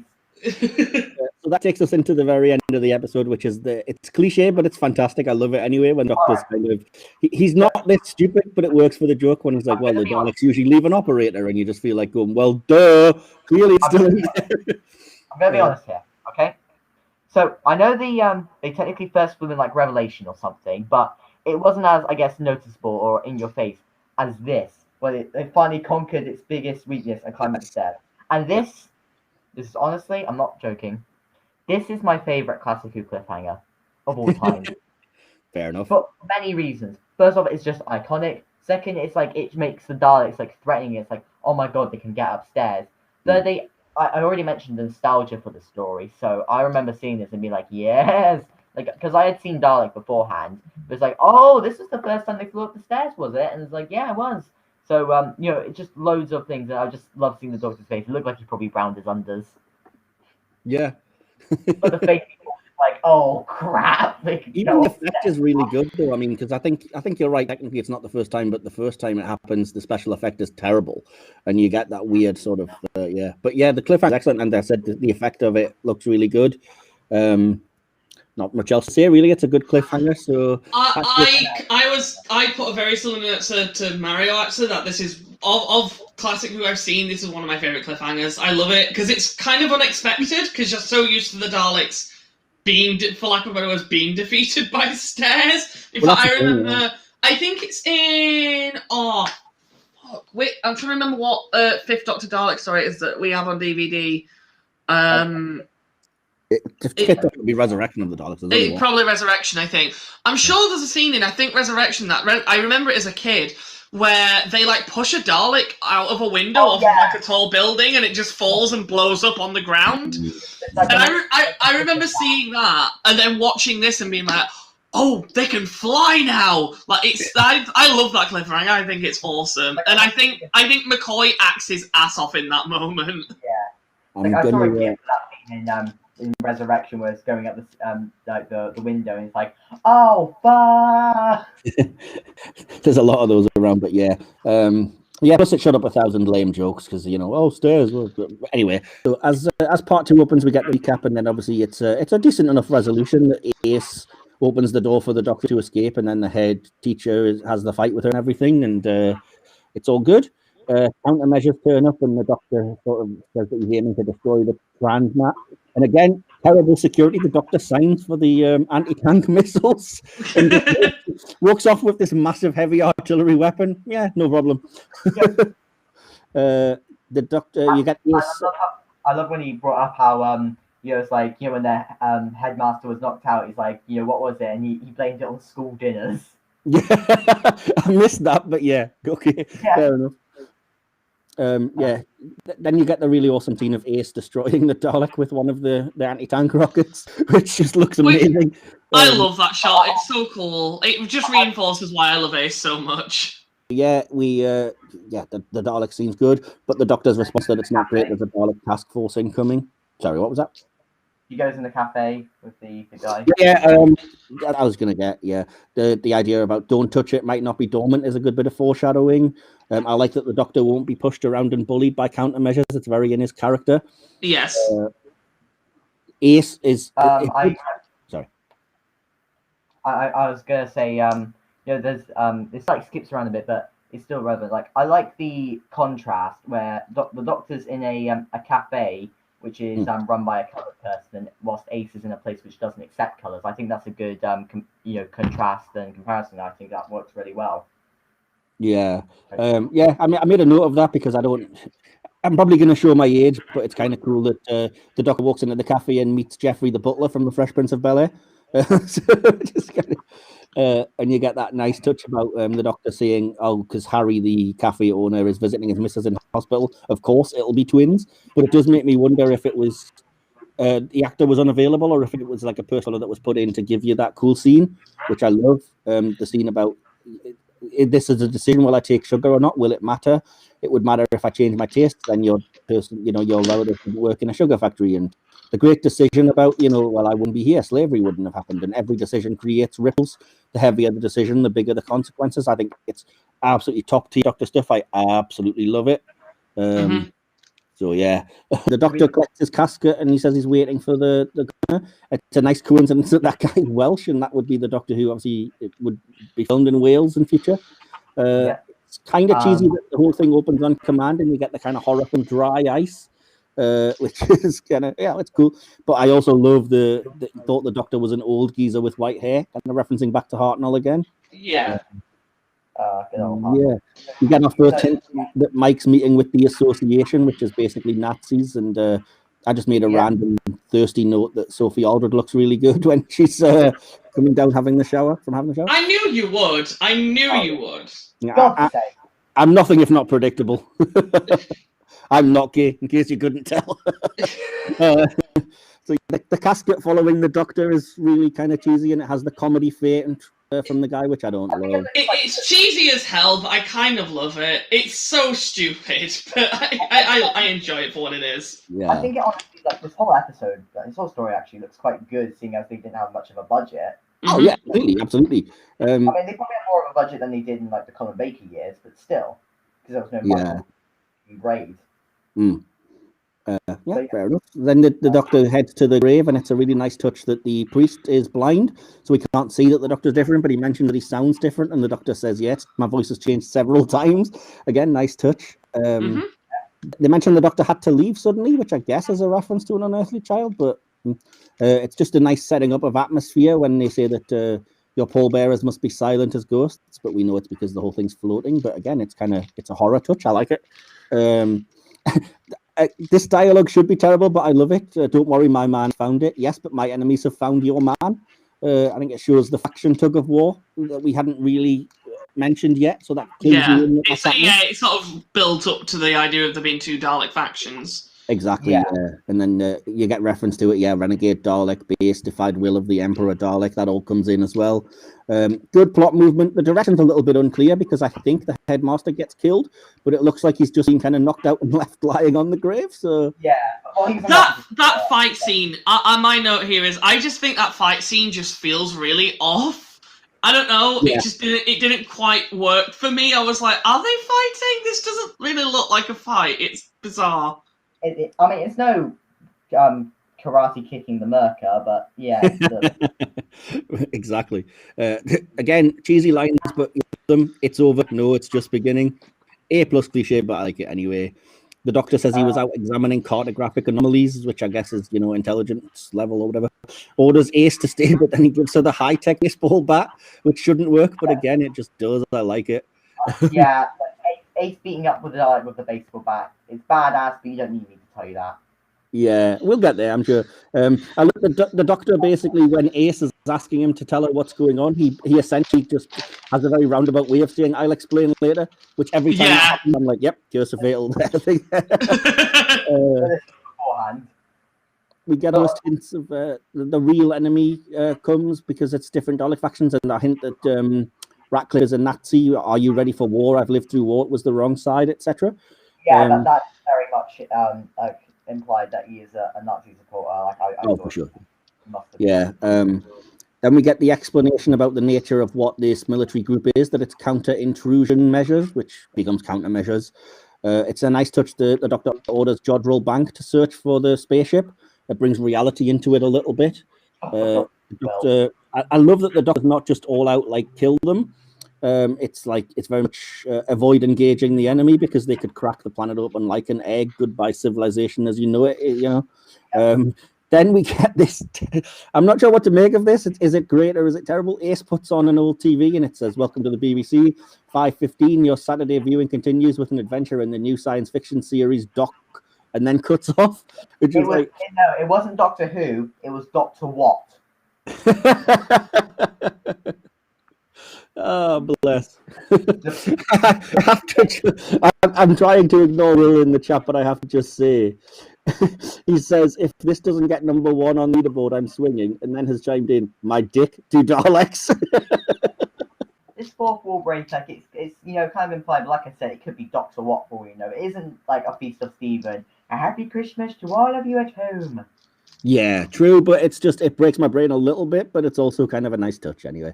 Yeah, it's a good setting up of stakes that the Doctor explains that there's a mothership which can contain up to 400 Daleks, but we can't afford more than about 2 dozen, so that's why you get that there.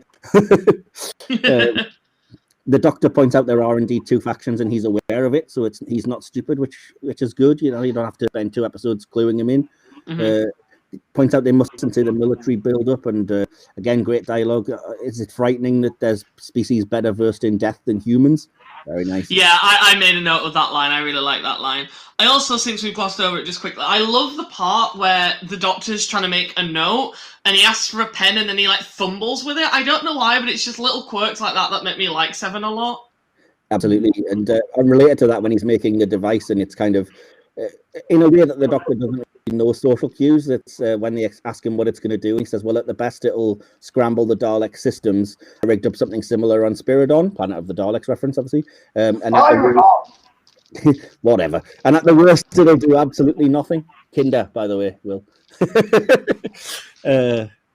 Okay, I've just heard back. I can probably stay for an extra 20 to 30 minutes if need be, so that's cool. Okay, cool. So what was? He's going to get mad if you call it Kinder because he thinks it's kinder. I know, he's weird. They didn't say Kinder in the episode. I know. I think he's changed his mind on that now, but anyway, that's a tangent. So multiple signals coming from Coal Hill School again. Nice touch. There's no reply from the men. It builds up your ominous tension a little bit. Again, somebody grabs a vehicle full of explosives. There's no security in the 60s, clearly. So the world can get destroyed. The Dalek doesn't like the music choice on the boombox. He's obviously not a fan. And then you get this Ace scene, which I'm going to throw it over to you two guys. Ace just going postal on the Dalek with the baseball bat. Yeah. My note for this is literally just, yes, one of the most iconic Who scenes of all time. It's great. Ace is superb. I love it. It's just like the Dalek just going, under up. It's like don't say attack. It's just against the word attack, and just like whilst other companions would run away from Daleks, just Ace bursts in to beat them up and then jump through a window before getting surrounded. Well, I said that she's wrecking the Dalek until it basically shoots her stunt performer through a glass window because that person looks nothing like Sophie Aldred. I never know. I love that entire sequence. It's great. I love the sequence, but I always remembered it. I remembered it as being just a regular baseball bat, and so when you get that it's the high tech one the Doctor gave her, and it makes those weird boom boom noises and stuff, it was like I didn't remember that, but that's cool, I guess. Sorry, Mario, I interrupted you. What were you saying? You there, Mario? Yeah, I'm here. Anyway, so then Ace runs away, but there's 3 white Daleks that have her cornered, which is another good cliffhanger, I think. So any quick notes that I may have missed on part 2? I know we've whizzed through that. I will say that this is probably my least favorite part of the story, but I still quite liked it. Like, it was more laid back, more like character driven and stuff, but felt a bit slow in places. But I still quite liked it.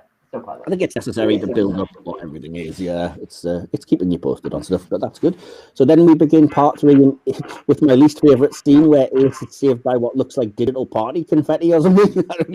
Yeah. What was that? I don't know.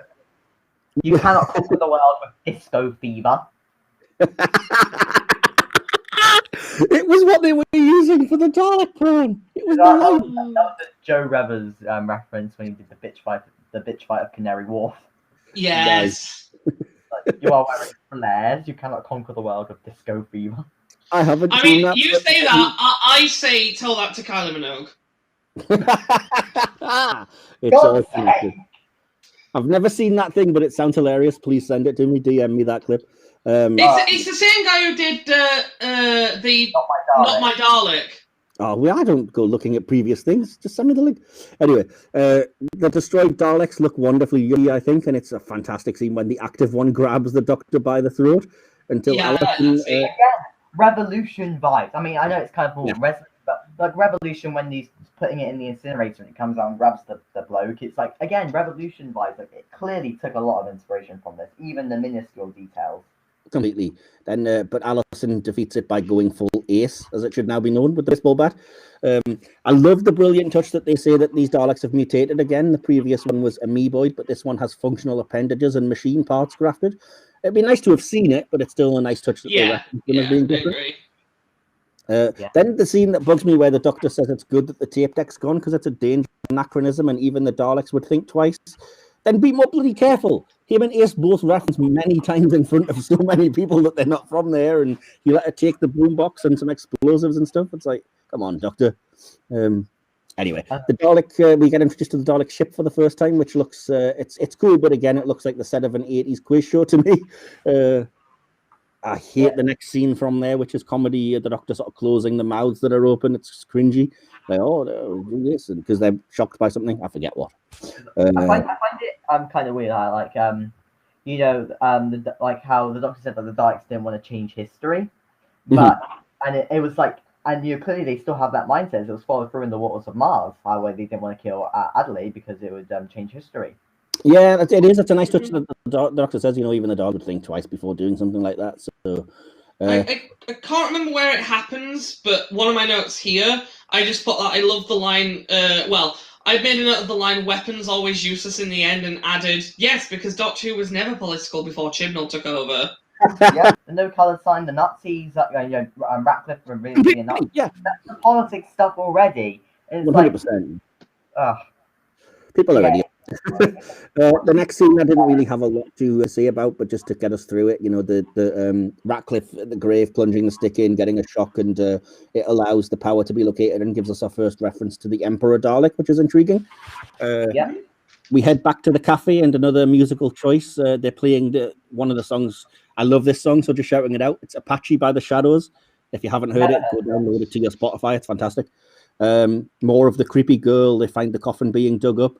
It's a nice directing touch when she looks up to show that she's looking at a Dalek ship, which I thought was good.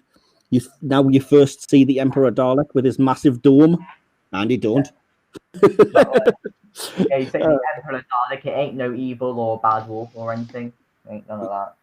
No, it's just a Dalek with a massive dome. I even prefer the one from the animated series. Have to look at that one.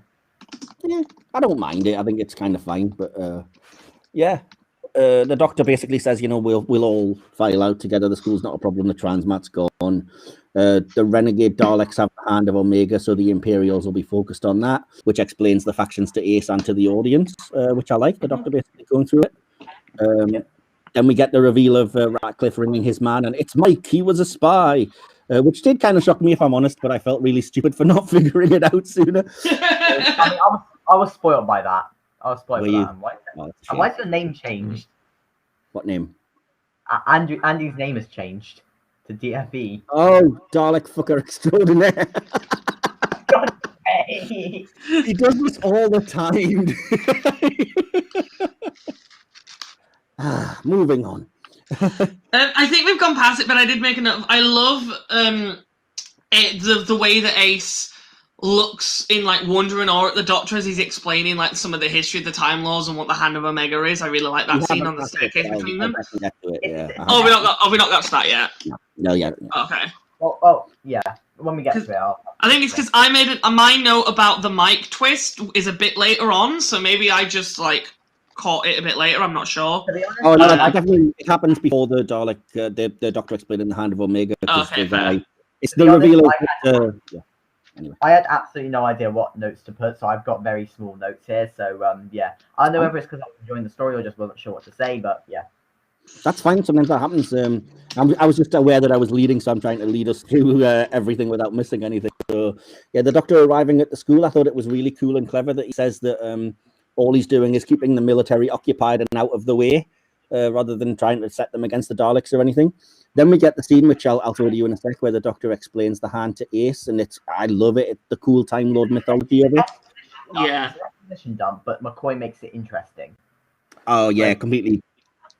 Not even just that. I mean, like, even within it, when the Doctor says, Time Lords had a capacity for pretension, and Ace said she'd noticed, kind of thing, is hilarious. Yeah, I love that bit. And the hint of the Cartmel master plan, when the Doctor says that, didn't we have trouble with the prototype, and Ace catches the we, and the Doctor switches to the they quite conspicuously. We can just pretend he's referring to the Timeless Child now, can't we?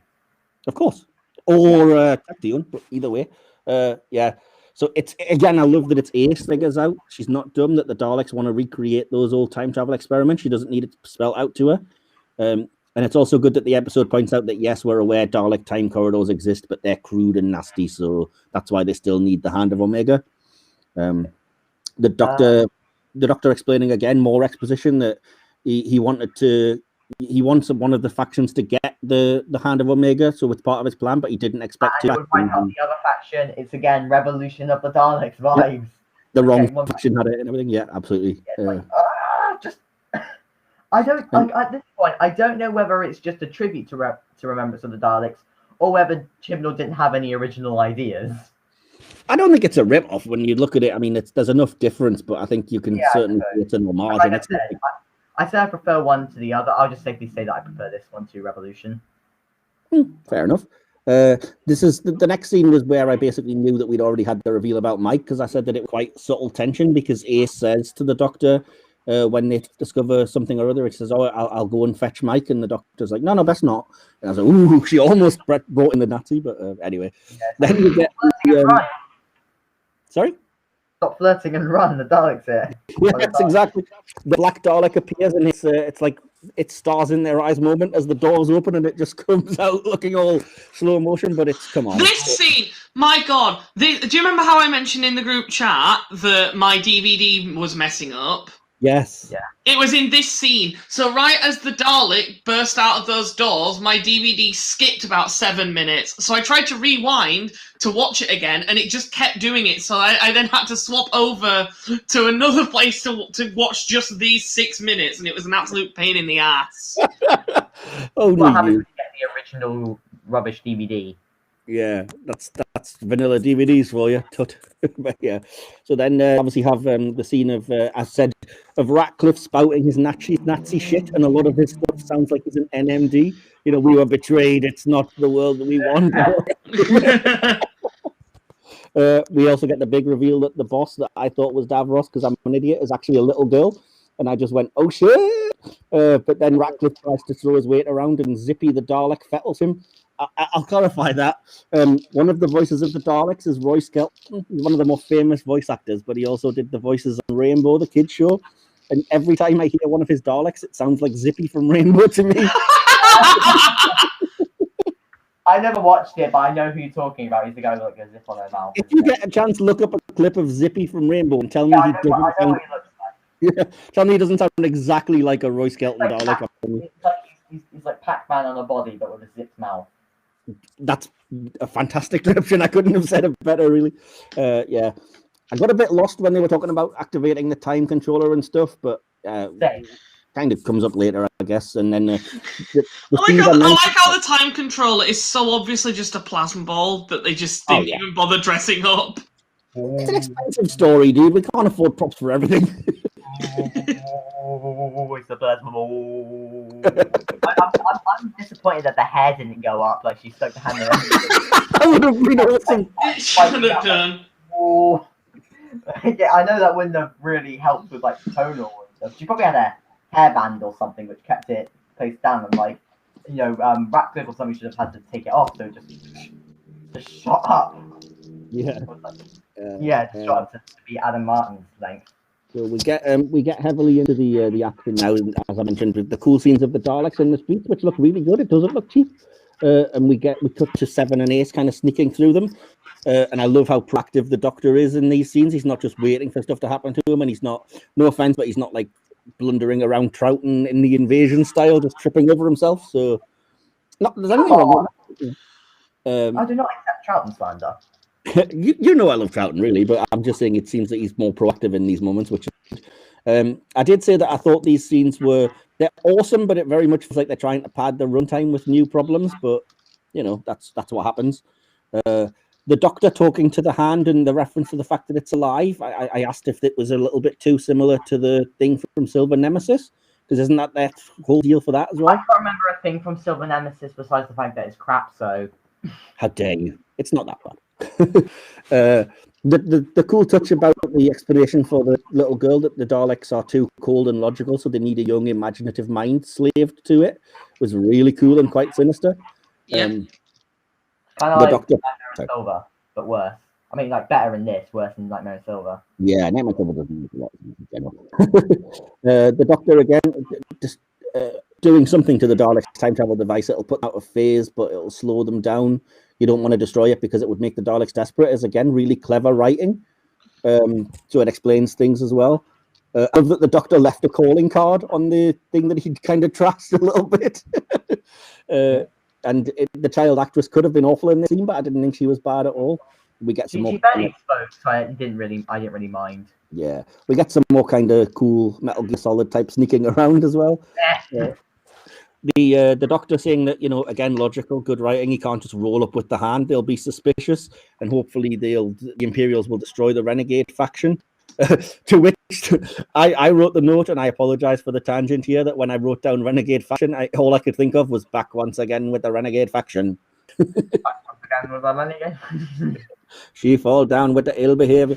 Anyway, tight, complex writing, convoluted, but it's it's good. I'm keeping up at this point, other than the big reel about like why give them the hand, but I know that will be answered because I remember that spoiler from the end of the episode, which we'll get to.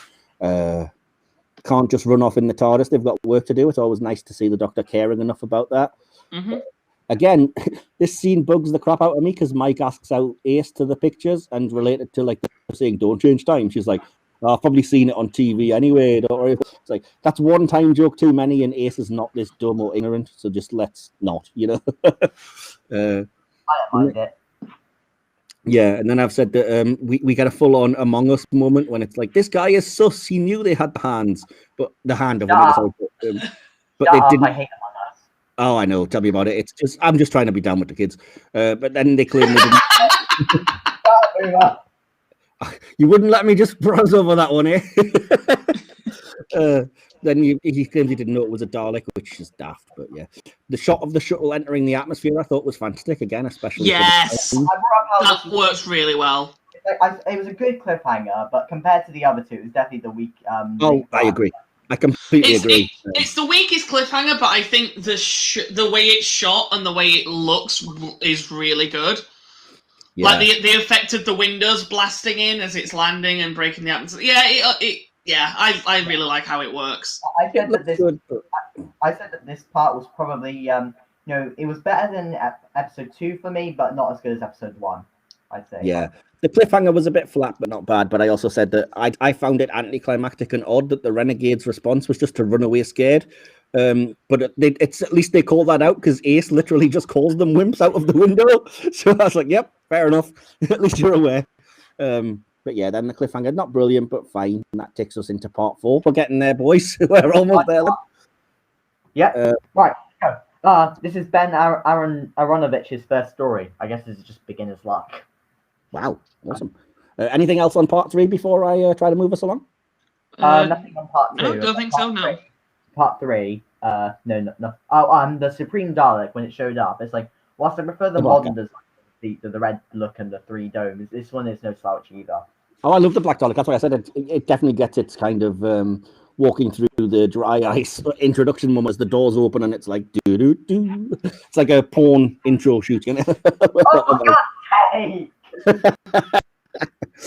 In part 4, I said that, yeah, I love this part, the raising of the stakes, the amping up of the story. It feels like the final act, which is really good.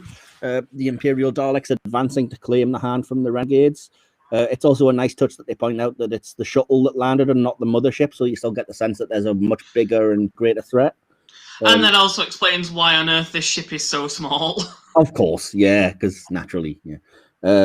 The music here I've made a note of because it went very old school rap, which was a bit yikes. It was very 80s. Yeah. But yeah. Then the scene that I alluded to in a conversation with you, Andy, when I was like, they're trying to have Mike explain himself, and he says he wanted to help Ratcliffe. And it's so weird because in not so many words, he says, I didn't know they were Daleks. I'm just a Nazi. It's like, oh, that's fine then. Yeah. Yeah.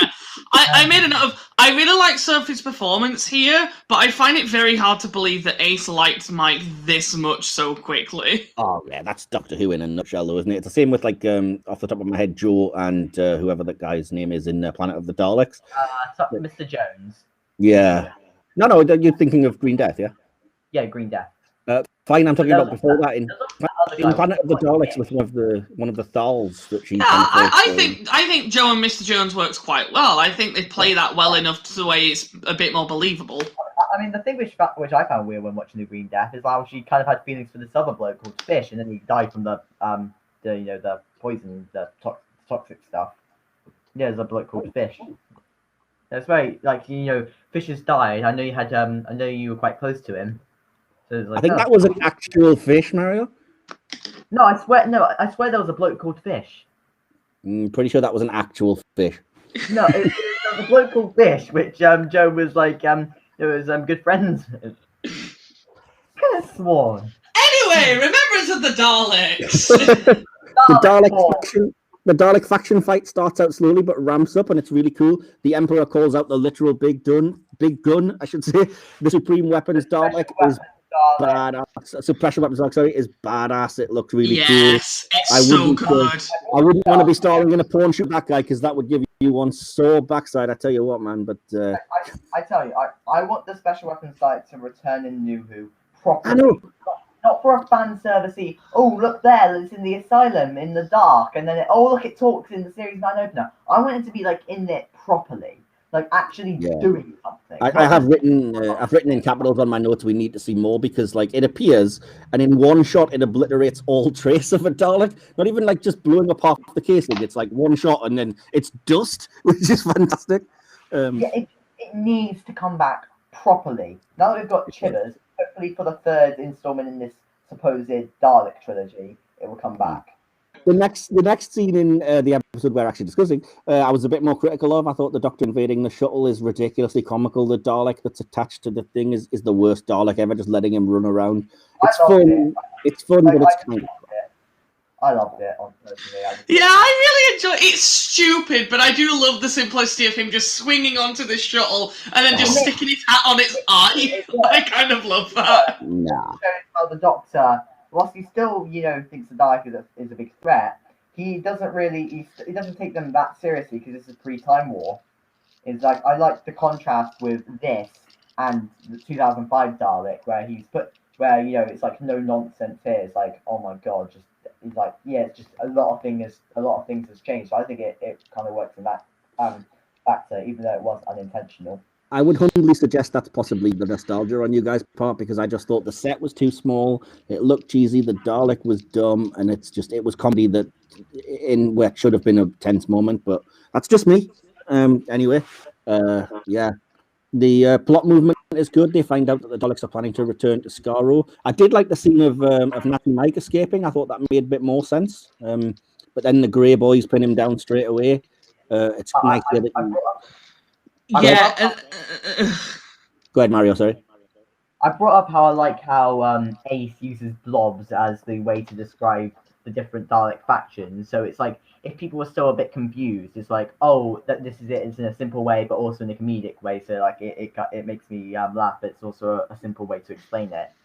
Yeah, I've made a note of that later. I'll mention it now though. She says that it's like blobs versus bionic blobs with added, and the Daleks are into racial purity, so it explains it perfectly. Anyway, back to where we were. You mentioned the grey, like the renegade Daleks pinning Mike down, and it led Once to again with the renegade Daleks. it led to my least favorite line in the entire thing, which I don't know why it bugged me so much. It was just Mike saying to one of the Daleks, "You said it, mate." I'm like, what? I didn't even hear that. I was obviously making a note at the time. It's like as they're like putting it, like as they're like, for lack of a better word, like capturing him. Oh no! He says I've got a message for Radcliffe, and then the I can't remember what it is the Dalek says, but it like threatens him or something, and he goes, "You said it, mate," and then walks off, and I'm like, what? Okay. I hate that line. It annoyed me a lot. He's trying to go hard in front of a Dalek, but never mind. Yes, Will, we are still going. This is going to be another 3-hour one probably, but yeah, never mind. We're nearly done. We're nearly there. We get some cool. It's nice. There's tons of action cutting between scenes quickly to maintain your tension. But again, it's broken with that terrible comedy bit with Sylvester getting his umbrella stuck in the shuttle door. I could have done without that myself. But, I didn't mind it. I thought it was fine. The fact that the Nazi boys have pointed out that they want the time controller so that they can start demanding things was, I think, a threat too far.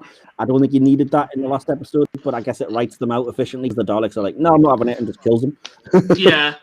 You get the world's crappiest guard walking by with some 80s rap playing here, which again, like, but never mind. And then Davros shows up. He's like, hey, I'm the Emperor.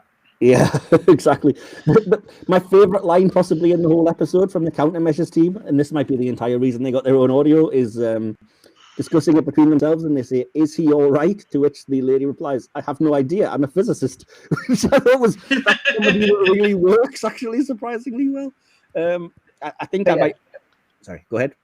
Going back to Davros, it's like, I find it, I don't know whether it was explained, but you know, he's in the thing and there's all that wiring and stuff. It looks like it's just his head on a bunch of like wiring. Like, what happened to his body?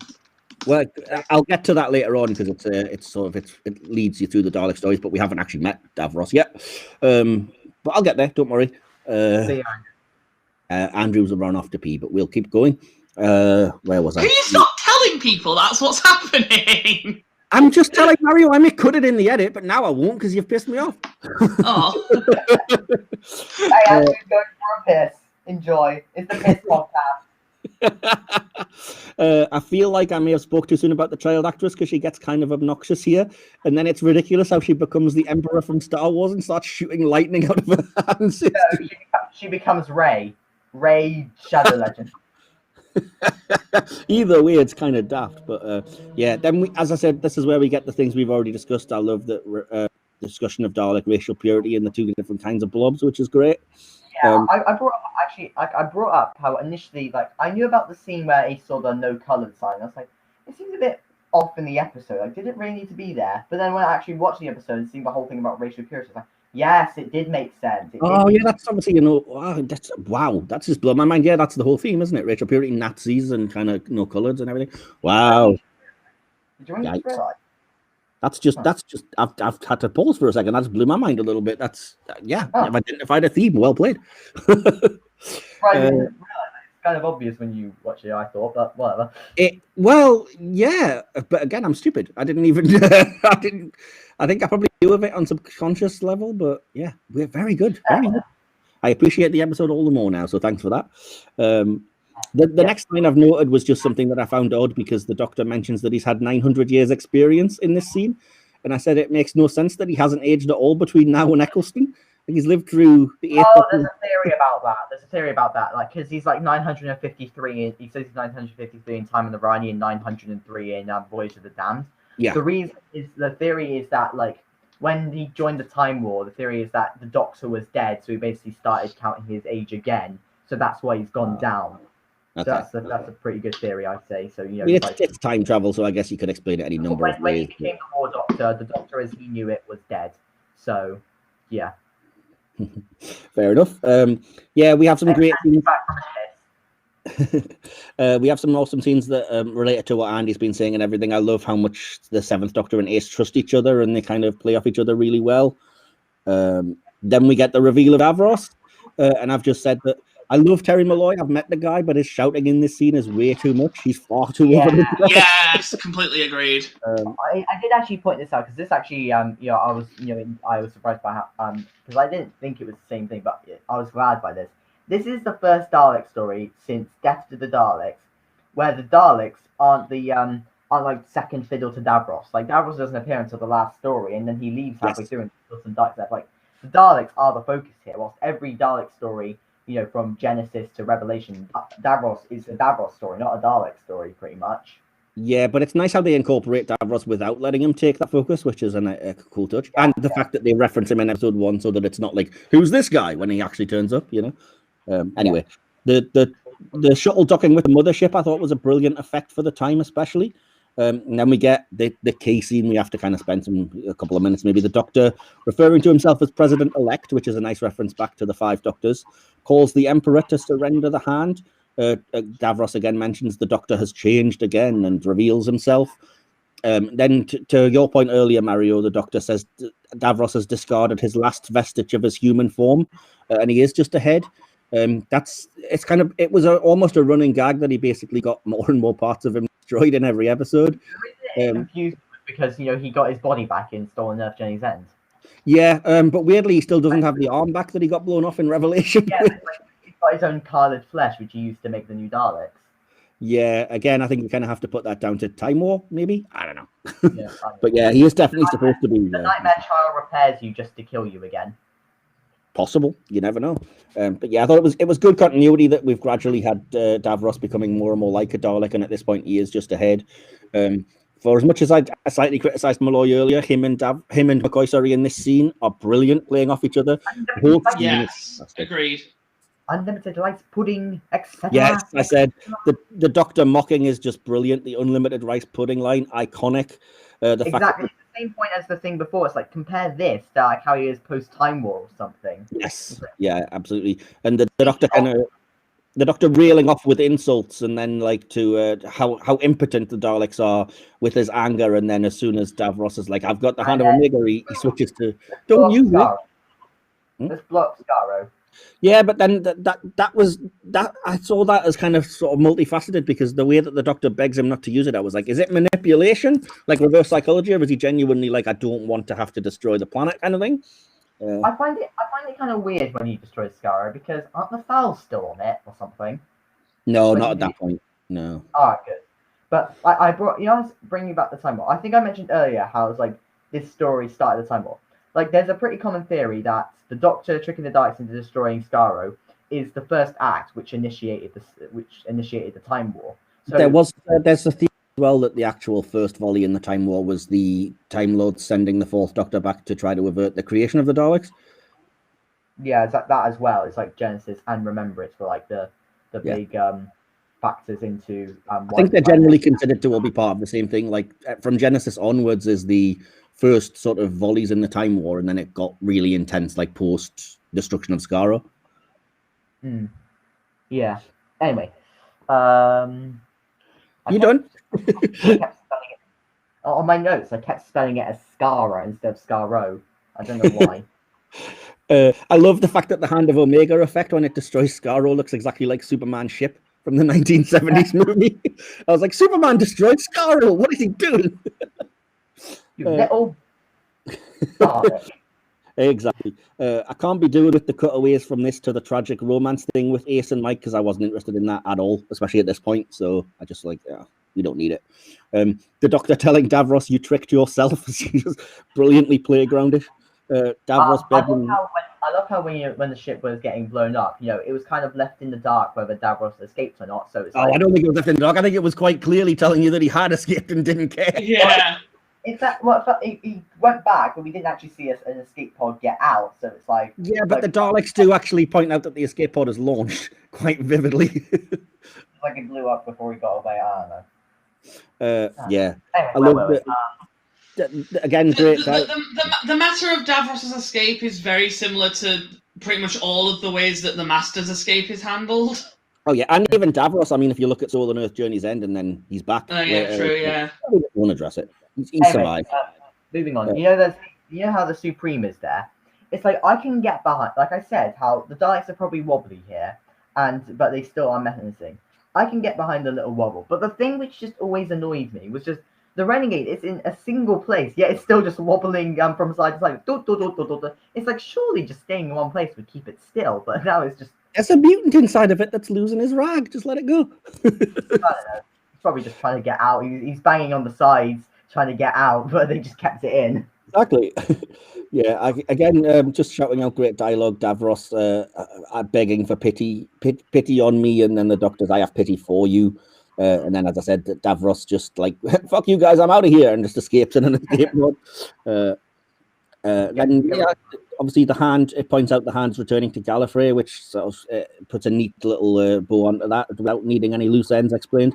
I love the Doctor's little flourish when he puts his hat back on. Yep. Whoop-a-ding. Exactly. We probably should have ended the episode there, but we've still got time for the little girl Darth Sidious to kill Nazi Mike and head off to try to take Ace down. There's still Daleks in the streets, and we probably shouldn't have ended it because the Doctor talks to Zippy Dalek about how much they've lost, and he effectively talks it into suicide, which is powerful and dark, but it's effective. It's very. Sounds like Death of the Dalek, where it's like, I have failed. I love the fact, I can't remember the exact dialogue because I didn't write it down, but the way the Doctor repeats the word no, so it's like you have no weapons, no friends, no hope. You You have no home planet, no influence, nothing. You're just a pathetic bunch of tin soldiers skulking about the galaxy in an ancient spaceship. Wait, that wrong villain. doesn't exist. It's just a meme, remember? Again, powerful and cool, talking the Dalek into destroying itself. I don't love the spinning effect, which is a bit yikes, but the intention comes across. Daleks. Yes, exactly. Did we talk about it on the actual episode, or was it beforehand, like when we were talking before you officially started the episode, when we just like Dizzy Daleks? I don't remember, but it always was referencing Dizzy Daleks. I love the fact that again, when the little girl is freed and she's not killed or anything, and she starts crying, and it's kind of it's the human cost of it all, and then the very hard-nosed moment of ashes to ashes from the Seventh Doctor is very Schwarzenegger 80s action movie, but yeah. Just to finish us off, Seven is. I just want to point out. Seven is. I mean, I guess he is in a lot of his stuff, but he's quite a dark Doctor, and I think he kind of hides that under his sort of almost clowny demeanor, like his sort of silly, social ineptitude almost. But then, when it comes down to it, he's quite dark and sinister. That's always been which I love. It's so weird watching a season 24 story like Time in the Rani or Paradise Towers, and then watching a season 26 story like Curse of Fenric. It's like these are just two different Doctors. These aren't the same. This is not the same Doctor. That's very different. It's like I love how when the Seventh Doctor got darkened, it literally darkened his jacket as well. Yeah, but that's the majority of the discussion around Seven is exactly that, Andrew. That people don't give him credit for being surprisingly dark and manipulative because they just see the kind of clownish, spoon playing dude. But anyway, just to finish off the episode. I was saying this is just one more thing about this part. This is, in my opinion, this was by far the best part of the story, and I loved every second of it. Oh, completely, absolutely agree. The fact that we end on a funeral for Mike in a weirdly respectful way kind of threw me because I was like, wasn't this guy a Nazi? But never mind. Yeah. I absolutely adore the last line because it's stuck in my head ever since I first watched it, and I've used it a million times, which is not the did we do good part from Ace, which I love, but also the Doctor's response of time will tell, it always does, which again, it's a line I've used ever so many times. But I brought this up. It's like, we did good, didn't we? No, you started the bloody Time War. But yeah, it's a good line, and a great episode. Very abrupt ending, which kind of just and it's over. But anyway, so I'll just give my overall thoughts. So we're on conclusion now. So if you want to give your conclusion and score, go ahead. My conclusion is basically my overall thoughts on the story plus my rating. Mm-hmm. So I think this story could be described as as a slow burn, as there's a lot of character moments and settings, but it works well for this story, in my opinion.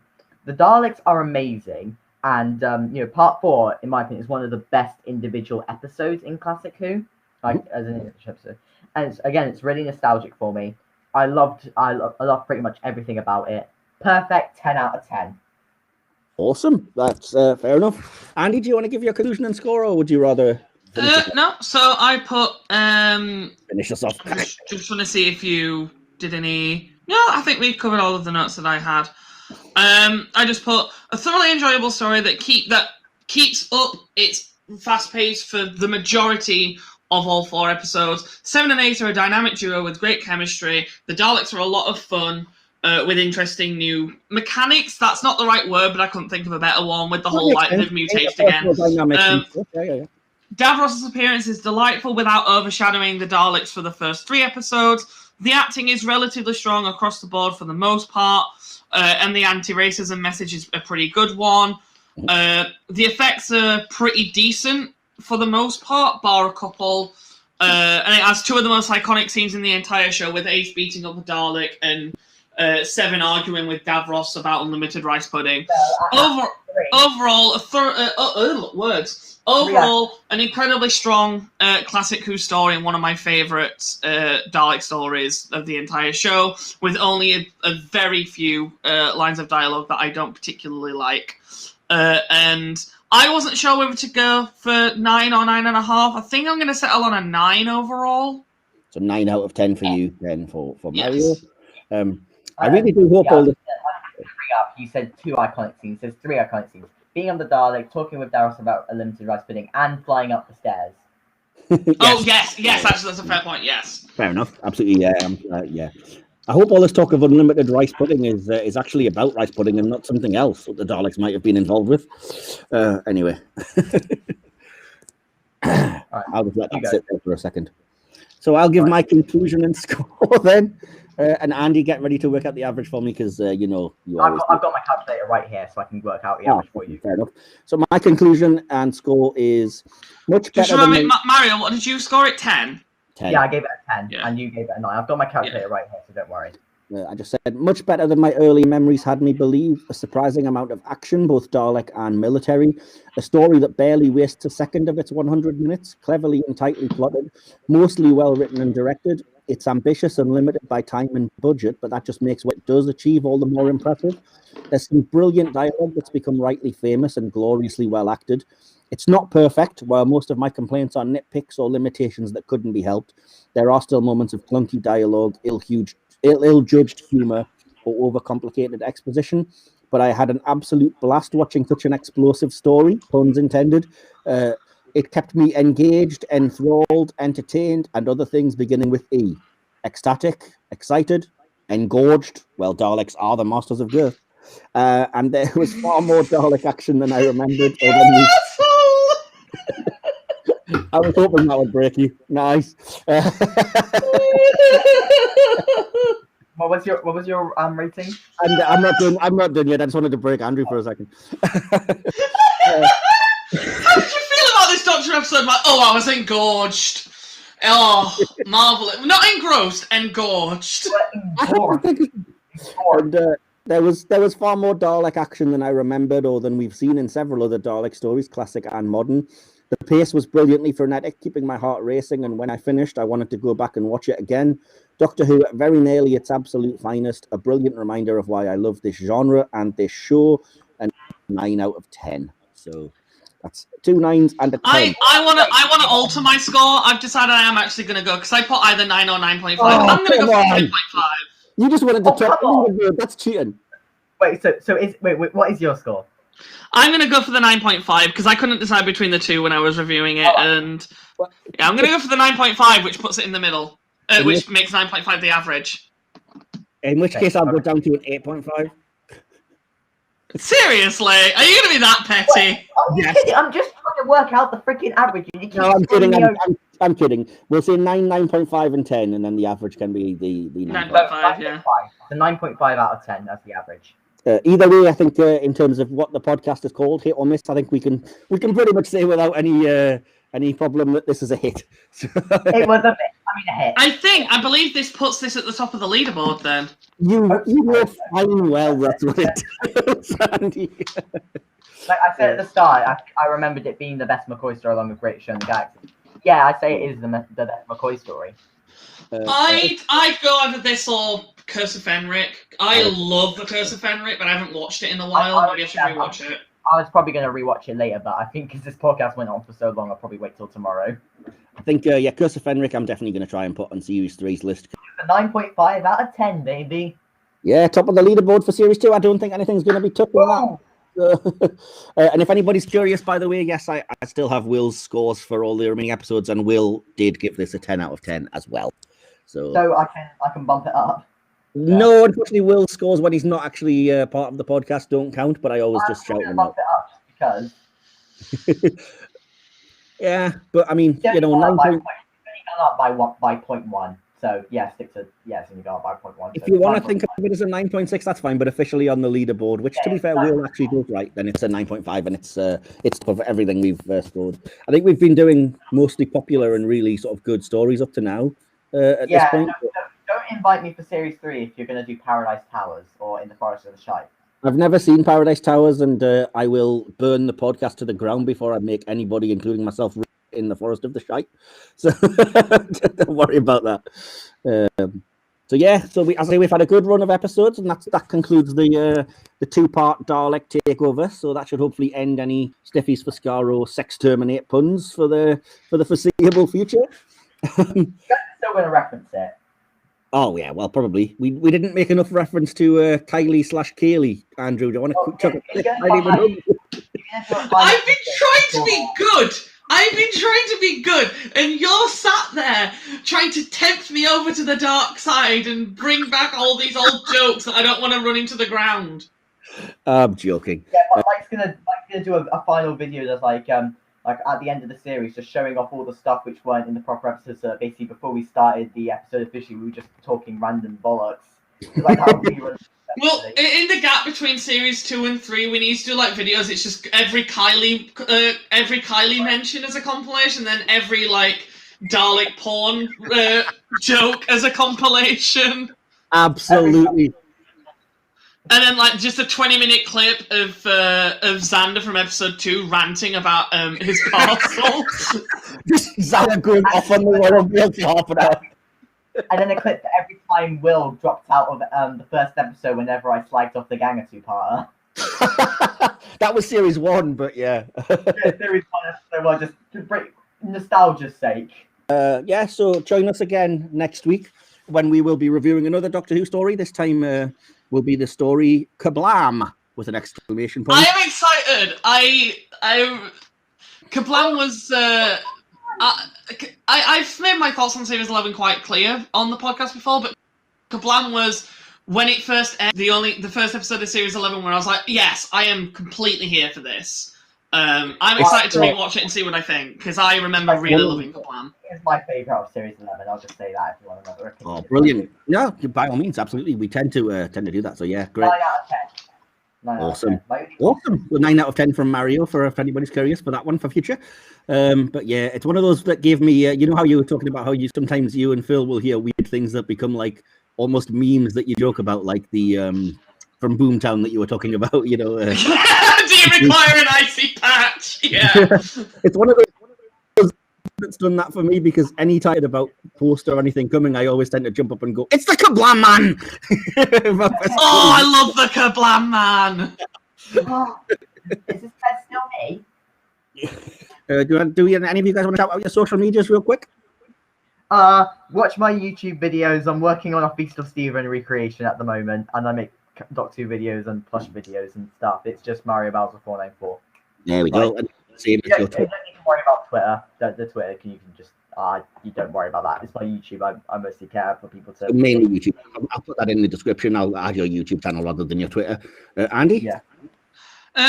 You can find my YouTube channel. It's just my name, Andrew Kemp. I haven't posted for a little bit, but I mainly do vlogs and music covers because I'm a musician, for those of you who don't know. And still no news on the gaming channel. I don't know when I'm going to actually have the motivation to finish setting that all up, but when it is, I'll let you know. When we're not making you film Dalek porn or rewatch The Web Planet, you'll be able to probably have time to do that. I am, of course, I'm always going to be here. If you want to reach me, as I said, I'm always on Facebook under my name. I'm having a bit of a social media break from Twitter at the moment, but I'm still going to be available on the podcast channel, which is at podcast HOM, capital P, capital H, little O, capital M. Always in the description if you want time codes or any of those social media details. And in the meantime, yeah, we'll all go off and have a well-deserved pee, I think. So catch you guys Bye. next week. Bye for Bye. now. Bye. Bye.